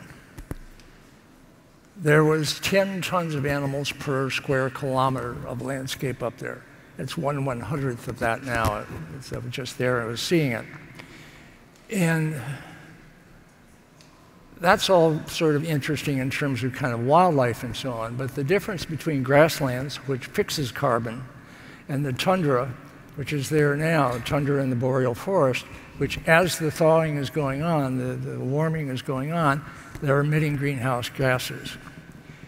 And where I was at in northeastern Siberia, at the old Northeast Science Station, as it was called, is they've been doing research on the permafrost. And I got to go down with Alexander Rose, down 10, 20, 30 feet into like a half-mile deep of ice, of frozen permafrost that goes down. And every summer it melts a little bit, and then the winter comes and then it freezes. And what used to be great when there are lots of animals there is they would tread on the snow and make it much thinner, and then the cold would get in and keep the permafrost perma. The absence of those animals is starting to be an issue because with the warming that's going on, when the permafrost thaws, it's not just ice, it's old, very rich soil, which has been frozen and therefore inert for a long time. When it thaws, all of that organic matter, microbes can finally get at it. They cook it, digest it, and then greenhouse gases, carbon dioxide and methane, come out of that. That's called the active layer, and it happens every summer. But then it gets frozen again, and so it goes. This last year, at the science station in Chersky in northern Siberia, for the very first time, they saw an active layer in the permafrost that did not shut down in the winter. This was reported in National Geographic, and Sergei Zimov, the scientist we were visiting, came up with the material on it. If this happens widely, if it keeps happening, there's another flip that is going on from a stabilization process to a destabilization process, which makes itself worse. Sorry, a long account there. Well, it's Pleistocene Park, to me, part of it is just understanding the permafrost and what happens in this ecosystem that a lot of people have not paid attention to for a long period of time. There's a disconcerting element to it, and I'll do my best not to do a bad Jeff Goldblum impression from Jurassic Park, which is trying to rebuild an extinct ecosystem for all intents and purposes, right? Bringing back a mammoth potentially to wander the permafrost. And there's this question, I put it out to my students and they really want to know the answer. You know, the classic Jeff Goldblum line, scientists are so preoccupied with whether or not they could, they're not stopping to think if they should. Why should we rebuild this Pleistocene ecosystem? Yeah, most of the de-extinction and genetic rescue stuff that we do with the revive and restore actually starts with a should. And then you look at, well, actually, can we do this? And you don't actually need woolly mammoths to bring back the mammoth steppe. And what Sergei Zimov and his son Nikita have been proving with Pleistocene Park is this: if you have a density of grazing animals make grass, and grass makes grazing animals. That's how it works. And it takes a while because basically the animals are taking what is a very rich surface nutrients, turning into dung, which then can start to permeate and make a richer soil down underneath, and then the grass can build on that, and that's how it works. So it takes a while, but it's going to take a while anyway to do all these things. They've got musk oxen and reindeer and Yakutian horses, and they're getting in some bison from Alaska. And those creatures in density could eventually bring back the mammoth steppe. What the mammoth itself does is it adds an important element. It can knock down the boreal forest. It knocks down trees. They're good at that. They are a grazing animal, eat grass and whatnot, and they are a keystone animal in the mosaic of Africa, where you get forest, you get shrublands, and you get grasslands. And elephants, which used to be all over the world, including here, or Colombian mammoths here, that's what they do. They help keep that mosaic moving, and so they keep it all rich and moving ahead. But it's also what's called in conservation a flagship species. It's like the panda in China, where if you can make the world safe for hundreds of thousands of woolly mammoths, that's a world which is also safe for humanity, in the sense that it becomes a much more stable, ongoing stability producing element of a climate that can be like it's been for the last 10,000 years, of relatively stable, which is what we built civilization in the midst of. Along those lines of, there's, I think, in conservation always been this balance between sort of charismatic species and vital species that we may not pay as much attention to. With something like de-extinction, with the mammoth, unquestionably charismatic, right? Like unquestionably charismatic. Oh my God. That would be insane. Like if a mammoth were here, all of us, we wouldn't be talking. We'd be like, look at the mammoth. But there's an interesting sort of conversation that I have found sort of gets brought up around these sort of creatures, which is, if you look at, say, the California condor, down to about 20 animals left, and now we focused on it. We said, we are going to bring these animals back. And everyone was kind of, yeah, we're good with that. We're totally fine with that. You bring up mammoths, which humans hunted to extinction. We're like, let's bring mammoths back. And all of a sudden it's like, whoa, what are you talking about there? How do you wrestle with that argument? Like, it seems like there really is a tension between something that's still around and something that is extinct, but I don't, where's that gray line of, or that gray boundary of, well, if it was dead 2 years ago, is that okay? 10 years ago, is that okay? 10,000 years ago, all of a sudden that's not okay? Like, what arguments go on in your head there? Elephants kill about 100 people a year currently. This is not widely known and not widely advertised, as you can imagine, but it's the case. So they're basically a domestic animal in South Asia, Southeast Asia.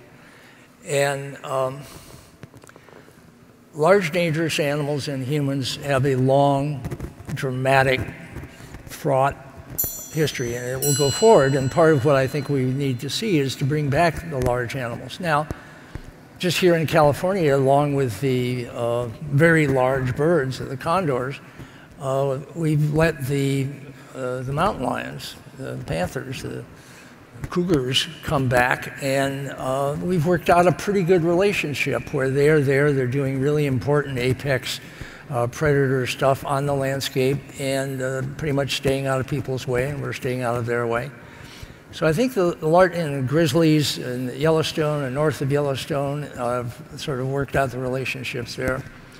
I think over time, one of the balancing intelligent things that humans do, and this is happening in Africa, is work out relationships with animals that are as dangerous as we are.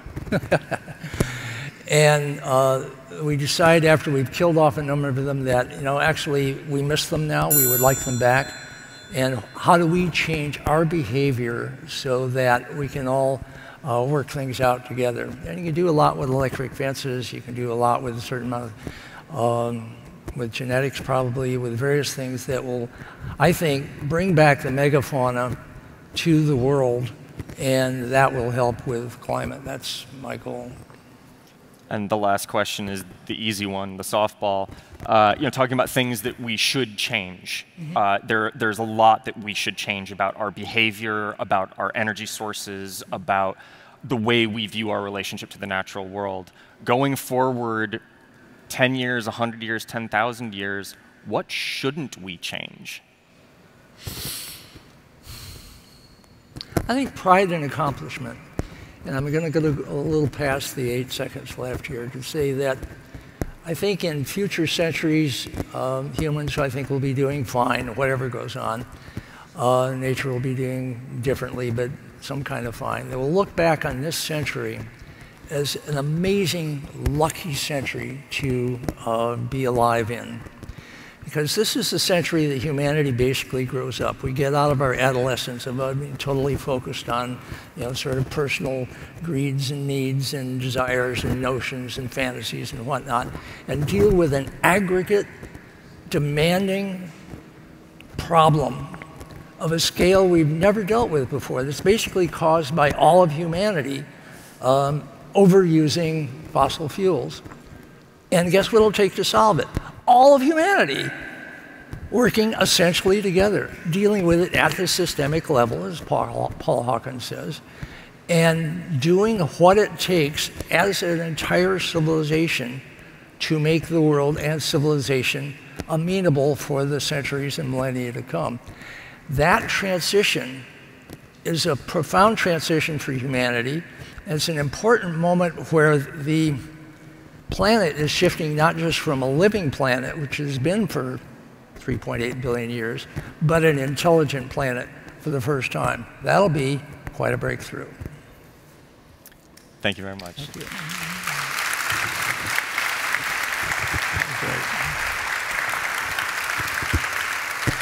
Thank you to Margaret Conley. Thank you to Orville Schell. Thank you for coming.